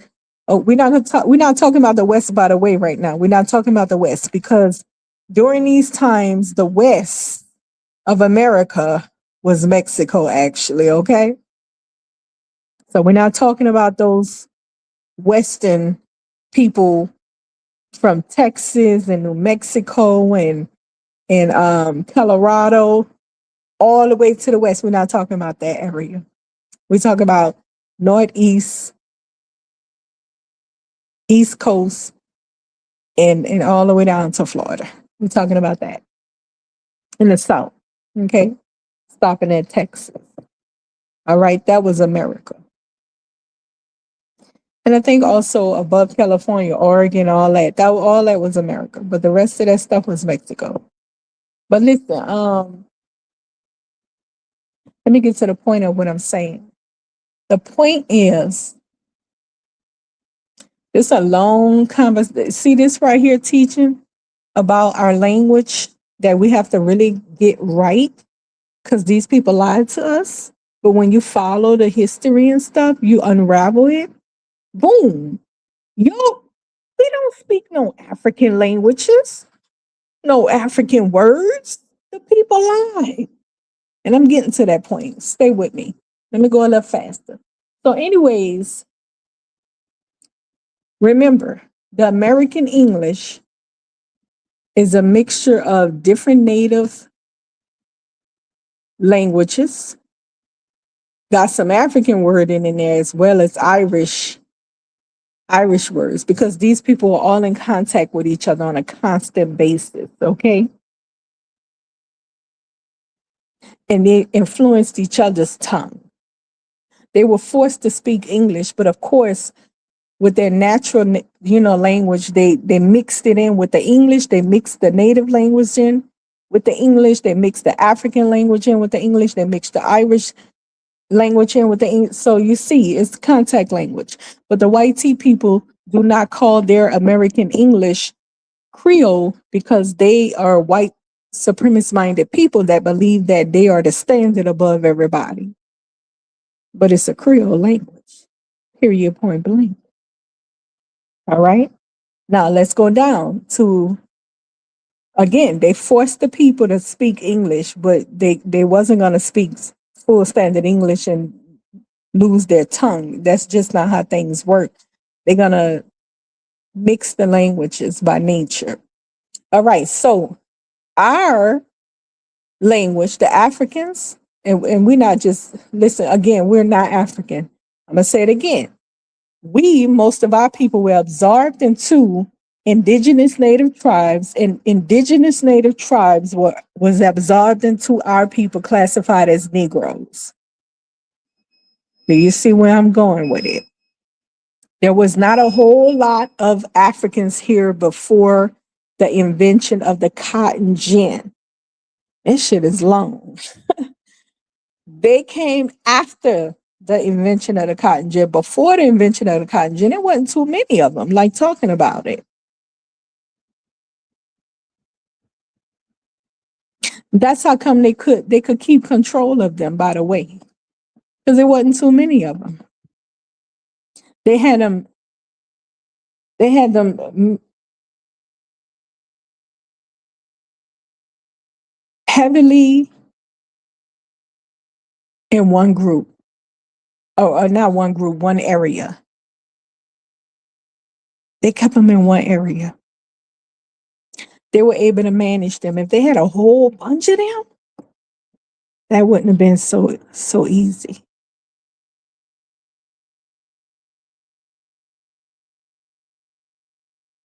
So again, after the cotton gin is when the boom of cotton and slavery rapidly took off.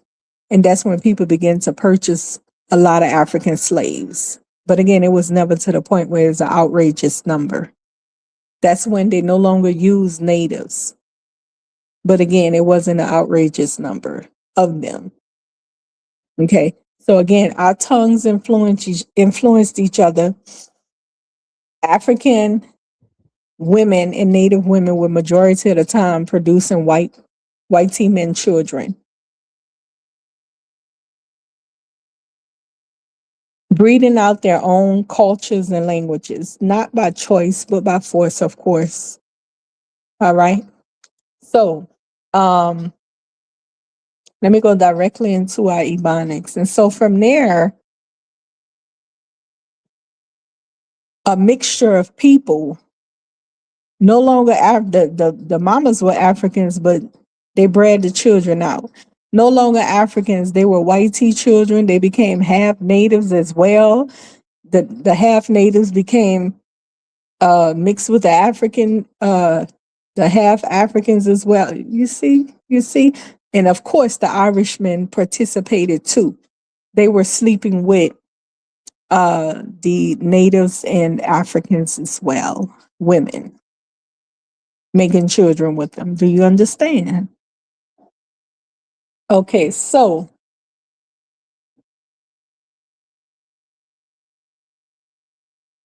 Let me let you take that in. Understand the mixture of everything going on. The intermix of culture as well. I want you to understand the intermix of culture as well, where we were influencing each other. The Africans and the natives had bred out their children that they all were half. They all had white man lineage, pretty much.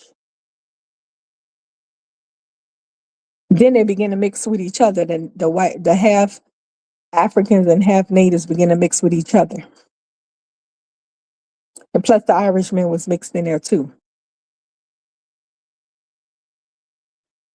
Not only DNA mixture, but also cultural mixture. So you see, we influence. So we have European culture that was considered the standard culture concerning Europeans. Everything is data top notch, right? And our people were forced to follow their ways. So whatever they established, administrated, that was the culture of the area. But then the natives and the Africans had their own little subgroups of culture that mixed. Do you people see where I'm going with this? With a little bit Irishman in there. Intermixture of culture and intermixture of DNA. Even our language. Okay? If somebody tell you, okay, my point being is that the African language no longer existed. The native languages were washed out as well. Okay? A lot of their language dwindle away as well. So when all these populations in the South, I ain't talking about West America because that was Spanish people over there with all that. That was like Mexico. So with all these people in these subgroups, the Europeans, the natives, the Africans, the Irishmen who was indentured servants, they all influenced each other. They all share culture. Yes. Okay. The African and native people children were bred out. Understand that. Understand that part.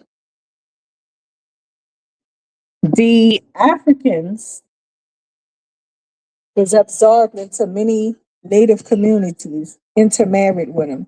And then vice versa during the reclassification, many native, poor native tribes, they don't want to admit, but it was. They was, snatching up lands and stuff, was absorbed, or not absorbed, was forced into Negro identification, classification, reclassification. African language didn't exist at that point anymore. The language that had come about was of English, European, the standard language, which is not like standard, but they call their stuff standard because they were the administrators of this stuff.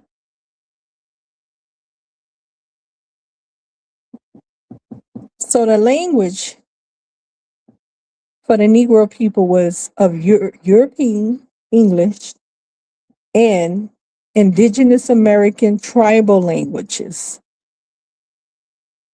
and some Irish in there because they were there too. That is the root of our Ebonics. But they would tell you that no, the Negro population Ebonics is African, which is not true, and I'm about to explain it to you right now. All right, let's get into that. So they said, the so-called scholars, that our language was rooted, the Ebonics pidgin talk was rooted in African language. And it's not. And I began to research. I'm like, well, let's get down to how it was rooted into African language. Because the scholars, so-called scholars, said that there's 36 words that Africans use that come from Africa. What? I'm like, what? Excuse me? 36 words from, that's why you're going to Africanize our motherfucking Ebonics? Because of 36 words that Africans say? So when I looked at the list of 36 words, hear me clearly, people, FBA, we don't even say those words. It was about 6 words on the list that we say. You hear this foolery? According to the so-called scholars, they supposedly heard us use banjo over here in America. We don't use banjo over here. Cut the shits.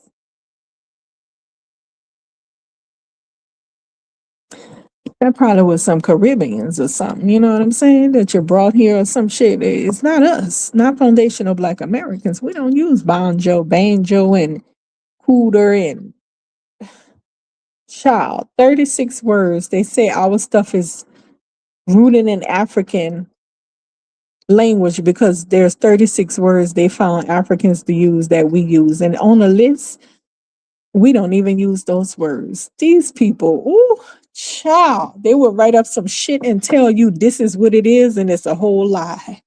But we waking up, we are waking up, boo. Listen, they went on to say Africans' speech pattern, we speak the same way Africans speak. Mind you, I keep saying African, right? When they're what the Africans are quick to say. There's 54 countries in Africa. So who are you talking about? You need to be specific. Right. I'm saying the same damn thing at this point. How we speak African language? What's African? Which ones? So they say, well, this is how Africans speak. When they talk, they don't use verbs. They would say something like, she tall, rather than she is tall. This is African speech pattern, according to white men scholars. And so they said, we speak that way as well. So we have African speech pattern. Then they said, we also have African tonage. Tonage is the way we pronounce a word. Apparently to them, we sound like Africans. I don't know what particular group of Africans, they just say Africans. The bullshit in it.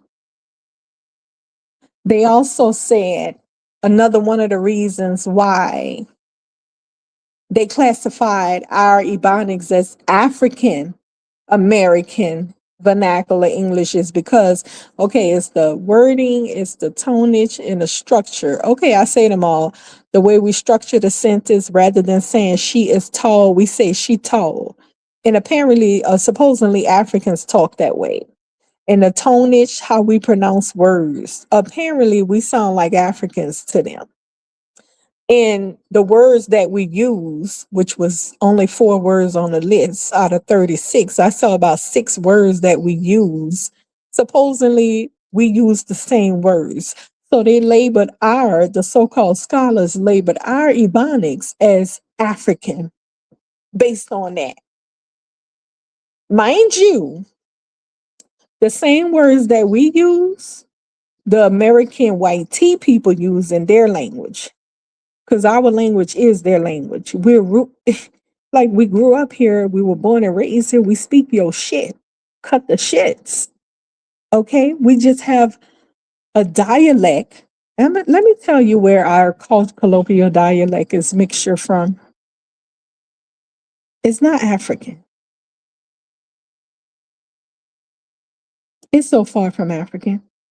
Our colloquial dialect, our culture talk, the fact that we don't talk like Europeans, it's because who else we grew up around? Our people was around talking to, engaging with, intermarrying with, forming communities with indigenous American tribes. They spoke different languages. All tribes spoke different languages, sweetie. That is where, of course, some indentured Irish talk as well. That is where our colloquial dialect formed. Ain't no African words in there. Okay, okra. You want to say okra? Fine. Say okra.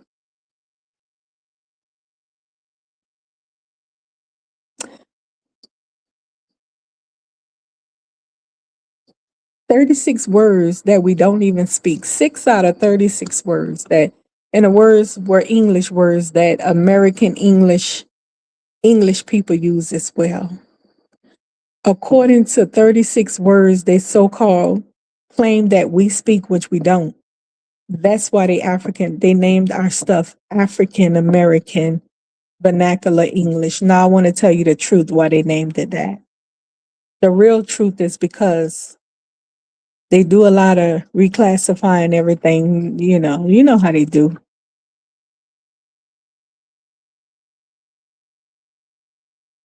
If they classified a lot of the indigenous tribal people as Negroes and begin to classify us as Africans for whatever slick reason they up to, they're going to classify our language, our colloquial dialect as that as well. Even though our colloquial dialect is English based, it's English based with words that we make up. We make stuff up. We actually, as time go by, we make our own wordings up. We have a such thing called Urban Dictionary. Have you guys? Oh my gosh. We are brilliant like that. We not only invent stuff, we make up languages too. And it spreads around the American territory that we on. Y'all remember Snoop and it was doing it for his my nizzle, all that kind of stuff. And they knew what each other was saying. In New Orleans, we make up words like crazy. We know what each other's saying. Whoa there, what's that? What's up? Whoa there, what's am? All kind of stuff like that. We know what each other's saying. Other people who are not from there may not know, until they come into our mix and, partake. Foundational Black Americans, we have our own urban dictionary. We make up words. And if you want to know what we mean by something, you go to the Urban Dictionary.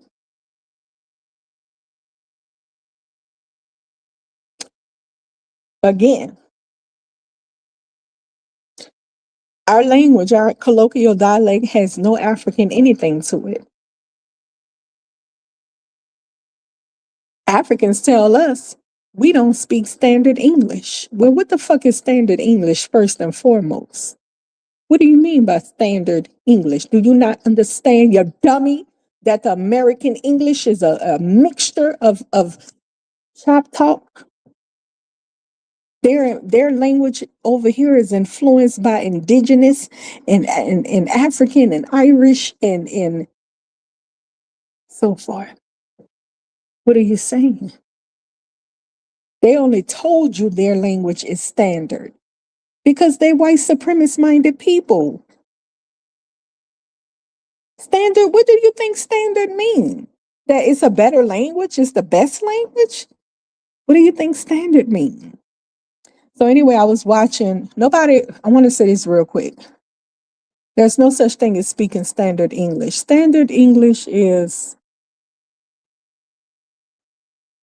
for writing research papers, essays, and so forth like that. That's what standard English is for. 1 second.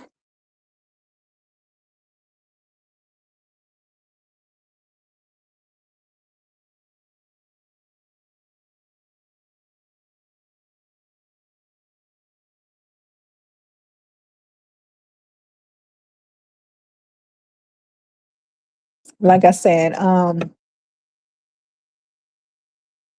where was I? Standard English is just, it's not because it's some type of hell of a language or something. It's simply what they say they want you to speak it because it's their language and they are supremacist minded.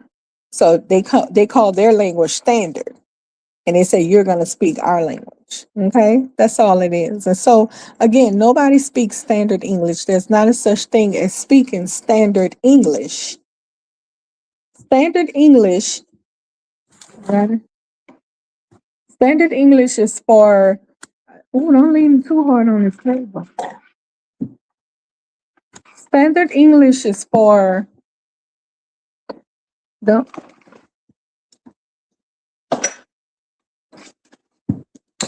All right. Yeah. So standard English is for writing essays and research papers, okay? You can write standard English, but you cannot speak it. Do you understand what I'm saying? Nobody speaks standard English. You're crazy if you think that you speak standard English. No, you don't, sweetheart. Nobody speaks standard English, okay? We all speak a form of colloquial dialect, which is culture talk among our people, called colloquial dialect, aka also known as culture talk among each other. We call ours Ebonics. Some people call theirs Spanglish because it's English mixed with Spanish. Asians, everybody, all people, including white people, everybody have a colloquial dialect, and it's not standard English. It's cultural talk that we talk among each other in our own cultures. But when we come outside of our culture, we cannot speak the same way we speak to the people in our culture. We cannot speak the same way to the people outside of our culture because they don't understand what we're saying. It's a mixture of words and so forth. And so when we come outside of our culture and begin to interact with people outside of our culture, and we understand that they're not going to understand the things that I say to the people in my culture, you come into your vernacular English, which is like, it's, hold on a second.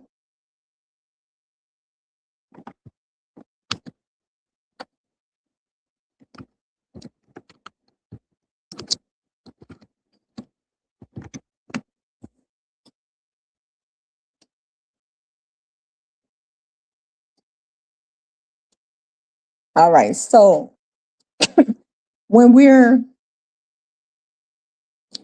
when we're what was I saying? Hold on. Okay, when we come outside of our culture, speaking our colloquial dialect, our culture dialect with our people, we have to go into our vernacular English. Vernacular English it's like a formal type of English. You know what I mean? It's more. It's not standard. Nobody speaks standard English. It's a form of speaking of English that I know you can understand and I can understand. We all know this because it's not cultural talk. So we basically talking on a not a cultural talk, but we use the English the best we can to make sure we all understand each other. That's a vernacular English, a general English that we all use. But when we go in our communities among our people, you know, we get loose with the tongue, be like, girl, yeah, what's up, black? Girl, look at that fat ass, or something like that. You know, somebody else may take fat ass, you know, in a bad way. Somebody we may say stuff that really don't mean what you think it means because you're not of our culture. You know, I told you a long time ago, one time I stepped to a club with a white friend of mine, and the girl came over there to introduce herself, and she started yapping to me. And she said something, I was like, what you mean by that? And she was like, oh, I'm sorry, that's That's slang. I'm sorry. I'm gonna explain to you what it means. And this was a white club. Even white people. I've been to school with plenty of them. They do not speak standard English. Cut the shits. Cut it out. You people want to be white so bad. You want to sound white. You want the tonage. Is that the right word? Let me see.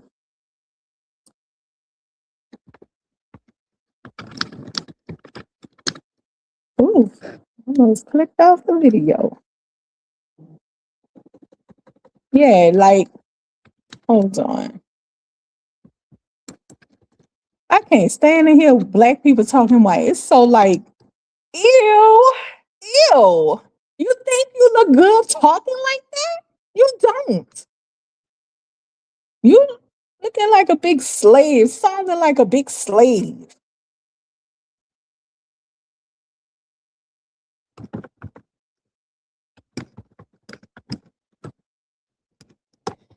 Now, I do believe in speaking a vernacular English because you can't speak your culture talk to everybody. They won't understand you. So I do believe in speaking a vernacular English, which I think we all do. Pretty much all of us are bilingual to a degree because we speak cultural talk. And then when we come outside of our culture, we speak to other people in a vernacular English, which we know they will understand. Do you understand what I'm saying? Um, if you come outside your culture and you begin to speak your culture tongue with people that's not of your culture, they will not understand. And they're going to be like, what? What? Wait, what? What? You see what I'm saying? All right. So, um, I wouldn't call that code switching. That's normal. All right. But that white talking is probably code switching. Let me see. Okay. Listen, it says right here, I typed this up on what do you call people that try to sound like they white? I can't stand black people that do that. I'm like, ooh, ew,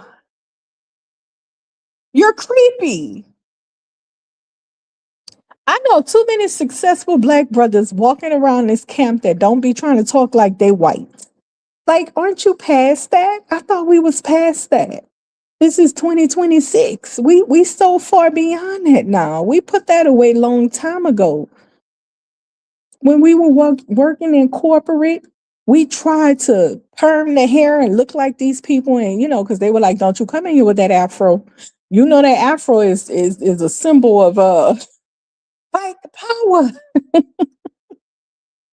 They were threatened by the afros. One time I went to class with my afro combed out and it was huge, baby. It was huge. I got so much attention from everybody. I was like, whoa. My professor could not even focus on the lecture because my afro was extremely distracting. Yeah. The hair. Oh, yeah. So let me read what this saying. When a black person try to sound like they white, or I didn't put black person, I just when people try to talk like white people, what's that about? It's called code switching. Code switching is when someone changes how they speak, their accent, vocabulary, tone, or grammar, depending on the setting or audience. I wouldn't say vernacular is code switching because again, um, I don't do that. Let me tell you something. I used to do this when I was younger. I put that away long time ago. I'm relaxed in my speech all the time. I go from colloquial dialect when I'm around my people to vernacular English when I'm outside of my people talking to other people. I have no problems with people talking about what you say, where, when, how, what. I don't understand. I have no problems like that. So there was this idiot that got on Tariq's panel. I heard and I'm like, why am I listening to this? Because I don't like to hear these Africans come in and talking to foundational Black Americans about what's going on over here. And here you are fleeing all over the fucking place trying to steal people's identity. I just can't tolerate the nonsense of it all. Finger wagging and shit, trying to put people down. So he's up there, some little idiotic little boy. I'm like, well, why did he? What's his point in saying all this? You don't speak English, is what he was saying about foundational Black Americans. We don't speak English. Baby, do you think you're speaking standard English? There's no such thing as that. This is how dumb they are. It's no such thing as standard English. You can't speak standard English, bitch. Get a dictionary and look up standard English. Who speaks it? Nobody. We speak a colloquial dialect or vernacular English.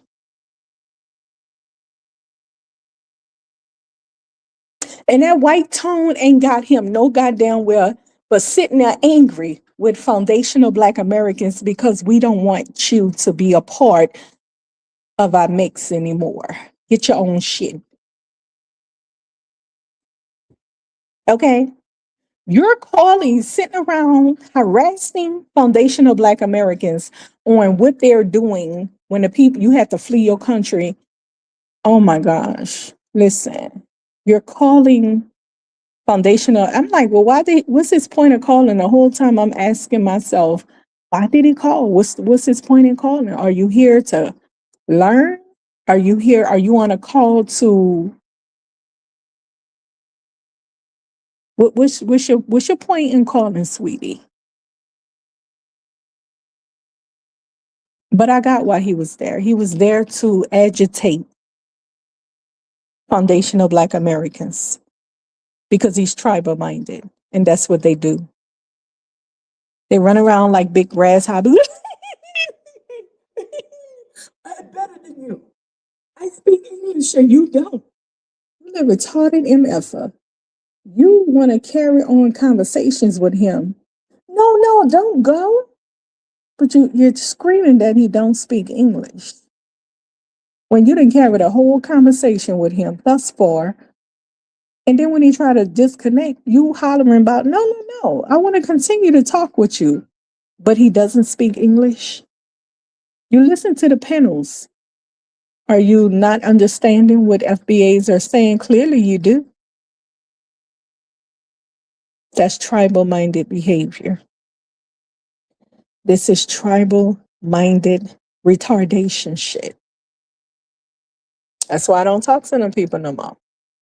I would have hung up. Shit, he gave me a headache just listen. I was like, oh, child, what? Don't speak English, bitch. What you think you speaking? You're not speaking English, standard English. It doesn't exist. You little no-brainer.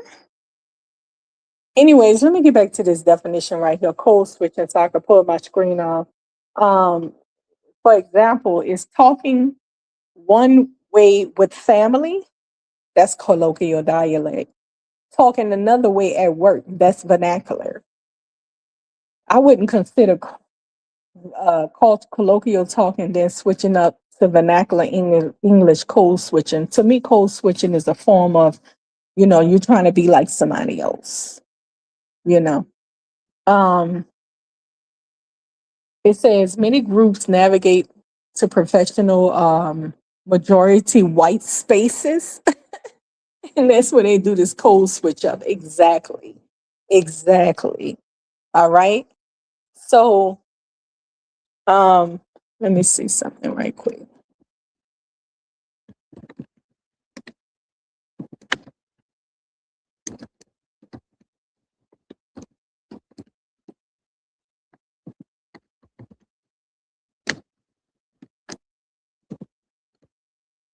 My cap locks on.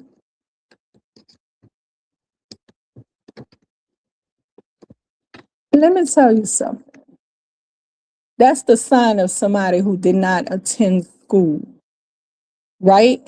Unfortunately, a lot of people, when they hear, especially my accent from Louisiana, we have a mixture of made up words and pronunciation is so extremely different all through Louisiana. We pronounce things differently. It's so super mixed in Louisiana, like pig Latin. You got all kind of it's just mixed. That's all I can tell you. And it's best, I always say it's best to go to New Orleans, where I'm from, with somebody that's from there, because it's just, because it's such a mixed up culture. You know what I'm saying? So listen, um,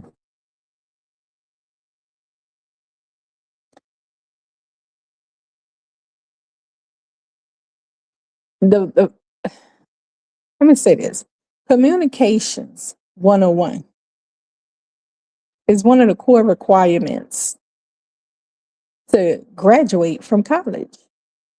I believe communications is a core graduate requirement. And it tells me that the person did not take communications. And unfortunately, that's not going to favor in their favor eventually. Listen, back in the what? I think it was in the not 2000s, it was before that, sometime before that. The American government established a rule that all professionals had to take training so that they can understand the diverse populations they live among and the diverse populations they're dealing with. The school systems was affected by this, the hospital systems, like legal systems, they were basing everything on how people express the so-called standard English, or not standard English, nobody don't, but formal English, okay? So if the person didn't express themselves in the best form of formal English to the white tea people or system, they were misunderstood. And it became a problem in the healthcare industry, the legal system, the school system, every system, it became a problem. So they demanded a change, that people stop thinking that everybody should speak like the white tea people. They sent all people of different professions to training courses to understand diversity. Diversity became this big thing. Teachers had to be retrained to understand students. Doctors had to be retrained to understand their patients, and take time to try. They hired more translators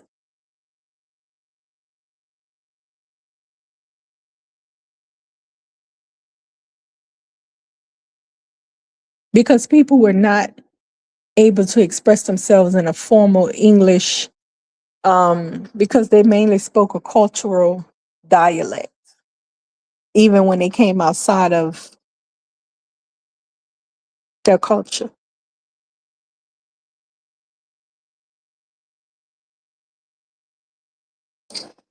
So at that point, people had to understand that respect of other people's culture, cultural languages, dialects. That's what it was about. Not only that, they made people take diversity in women's suffrage and how women go through whatever, and you got to be respectful. Diversity in families that's not considered the norm, the LGBT stuff. They made people take diversity classes in a lot of different things. One of the core requirements to graduate when I was back in school was you had to take at least two different diversity courses to show that you understood that there's other people around you that don't speak like you, that have different cultures. You had to become aware of that. Because, see, America was being dummified.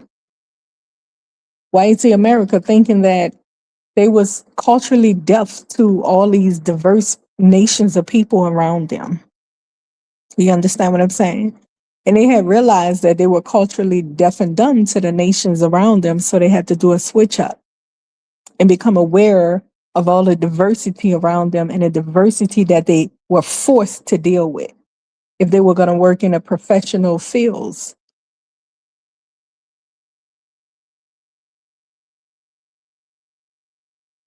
So, as a smart, intelligent person, if you live in America, you know this is a very diverse population of people here.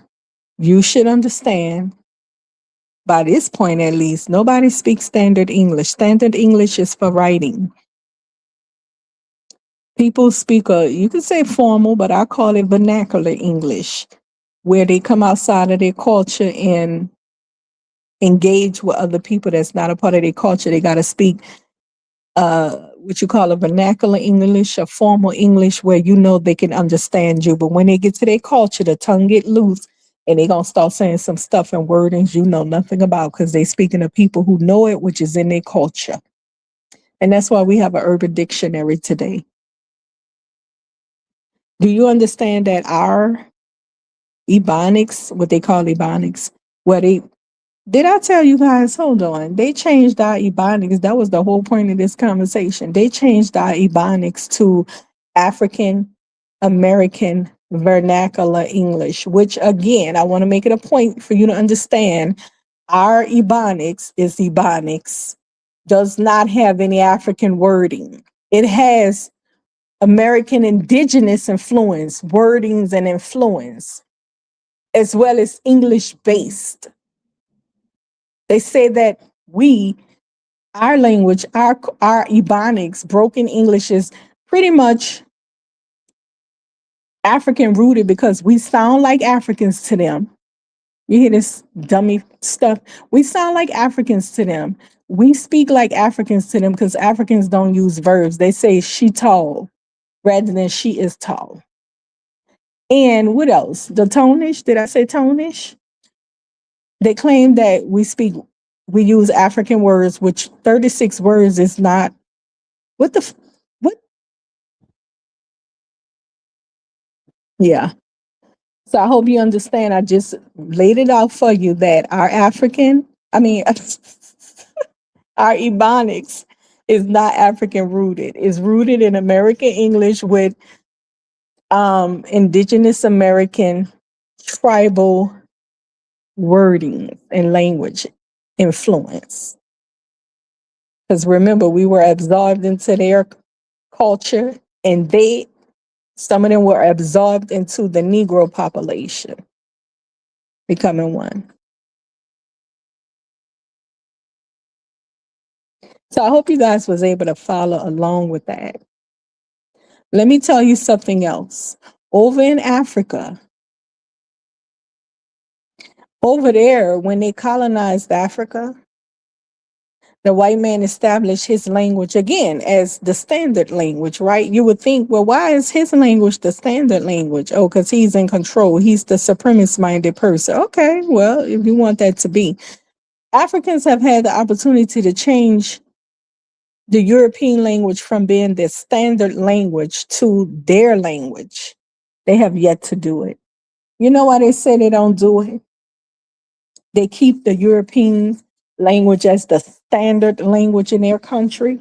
And by the way, when the Europeans established this standard language, the Europeans was like, whichever one of y'all can speak our language really well, you're considered the elites of your African culture. Boom, there it is. See, that's why they take so much pride in speaking the white man's language and sounding white, like big old dumb boy who called Tariq's panel. Big old dumbass retarded sounding boy, sounding like a whole white man. Oh, they have mercy. Oh, if that was my son, I'd be like, what's your point? Why are you sounding like that? And I ain't saying he got to sound thuggish. No, that's not what I'm saying. Just sound regular, speak, just be you. But your ass got you trying too hard when you sit up here sound like a whole white man talking about somebody that don't speak standard English. Do you not know nobody speaks standard English?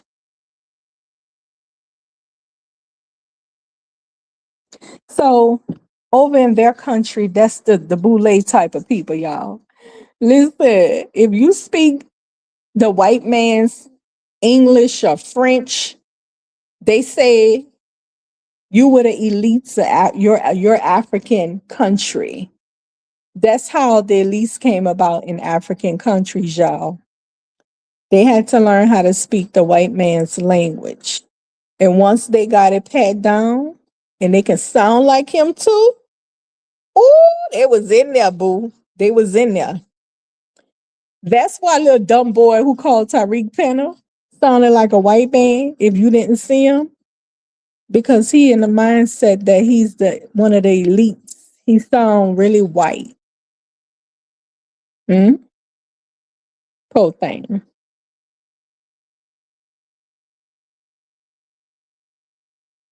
He'll never really be accepted. I'd be tripping out off of them out here with that foolery like Candace Owens, poor thing. All that you wasn't even invited. You such best friends with that man. You wasn't even invited to go to his home going child. Clearly you not. You a used piece. You're being used.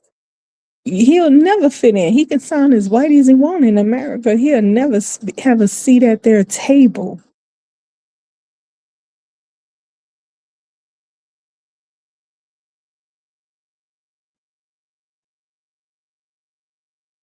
You can have 16 college degrees.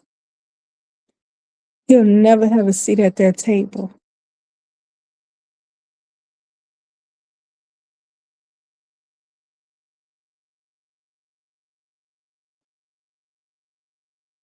So,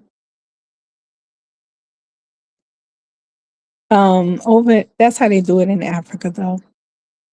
They boule and their so-called elites is based on if they can speak the white man's language. Now, the ones who cannot speak the white man language, who I ain't gonna say cannot, but the ones who don't take time to learn and excel in the white man's speech pattern and tone, they won't be considered elite. They would be considered the lower classmen. Okay.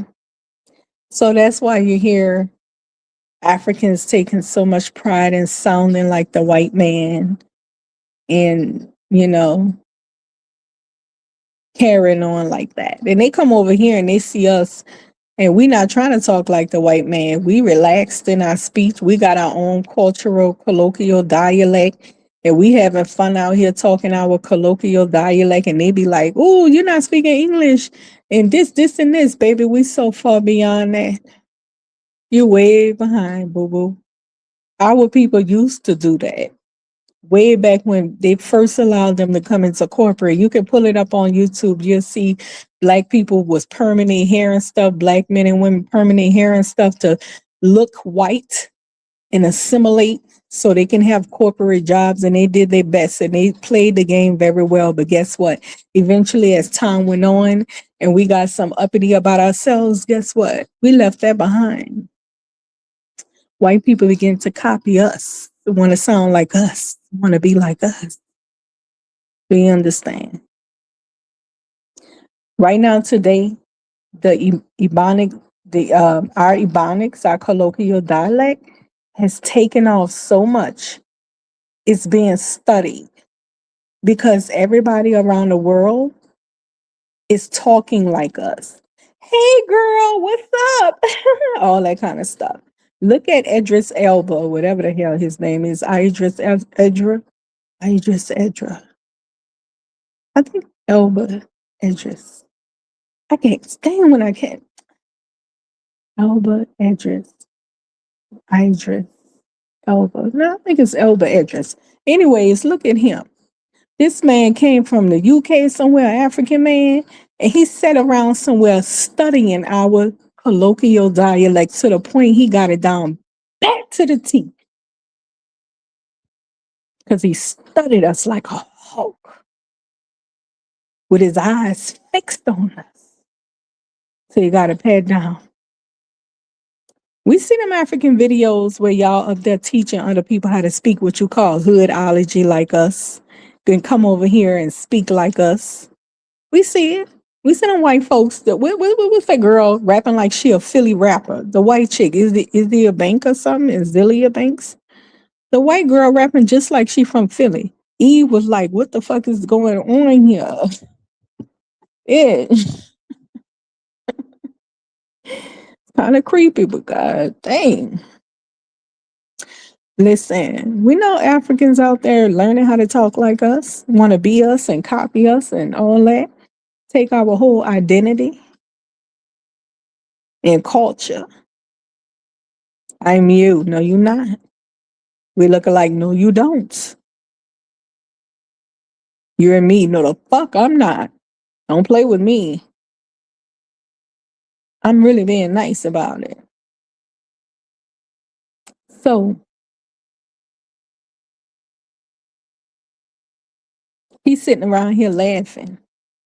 You don't speak English. Maybe they got Africans learning how to speak like us so they can get ahead.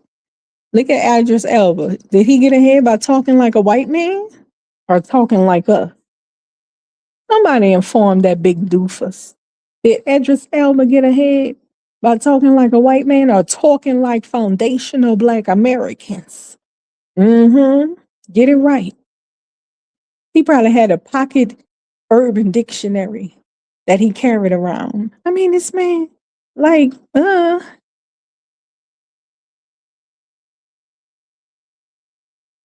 all of the Africans, when they learn how to talk like us, copy us, they say we learn to dance from them. No, baby, you copy us.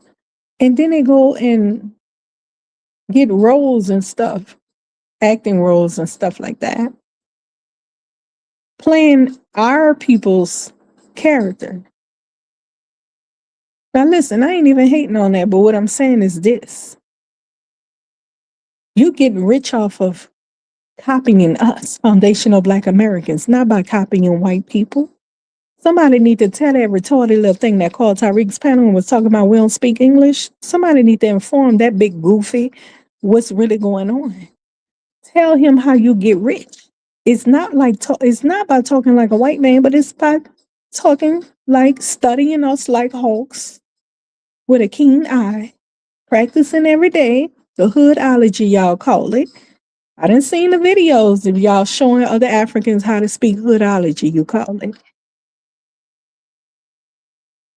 Tell them you don't get rich by talking like a white man in America. You get rich by acting like a FBA. Boom. There it is. I be seeing the African girl videos and stuff, right? All they do is copy us from their wigs to their looks to their everything. Lord have mercy, girl. Listen, even their attitudes, they be talking like us. And I mean, it's creepy. I mean, I don't know. I just think it's creepy. I'm not hating. You want to get pizzazz and you want to get seen, so you act like you one of us because we the shit, clearly. And when I say shit, that's colloquial dialect. You obviously don't know nothing about if you don't know what I mean by we the shit. It doesn't mean literally we the shit. You see what I'm saying? Colloquial dialect. But listen, they be up here taking on our whole attitude. Girl, and I said, and it's a whole Nigerian or something, some type of African or whatever.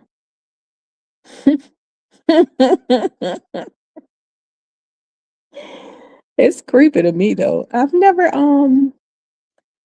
tried to be somebody else. Let me see. Just it's totally creepy. Let me see. Who would I try to be like? Let me see. Not a white woman, because no offense, that's a little bit not me. Like, nah, that's. If I was gonna be if I was gonna act like somebody, I'd probably act like me, like a Latin woman. Yeah. I would probably act like a Latin woman. Colombia, matter of fact. Yeah, yeah. I knew this girl from Colombia and she was Afro Colombian and I thought she was so like the bomb because this girl confidence was sky high. You know, those women over there, their men tell them that their men make them feel really, really sexy. That's what I like about the Latin culture. The men there, they lift their women up. They make their women feel like they are the sexiest women on the earth. I'm talking even plus size women. You can't be in the Latin culture acting like you fat and worn out and you ain't nobody.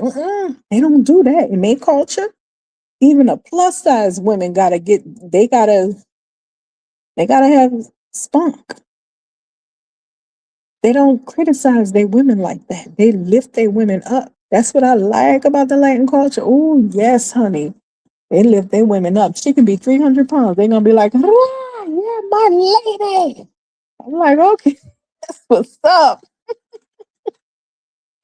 Oh yes, oh yes. One thing we can say about them, and that is the truth. They lift their women up, baby. So enough. That's the truth. So, I would, if I was gonna act like a different type of one, I would act like a salsa chick. You know, do the salsa dancing and stuff. You know. Mhm, I know.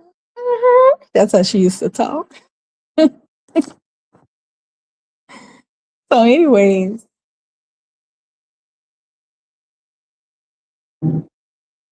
I hope you guys learned something because that's what it's about, right? It's about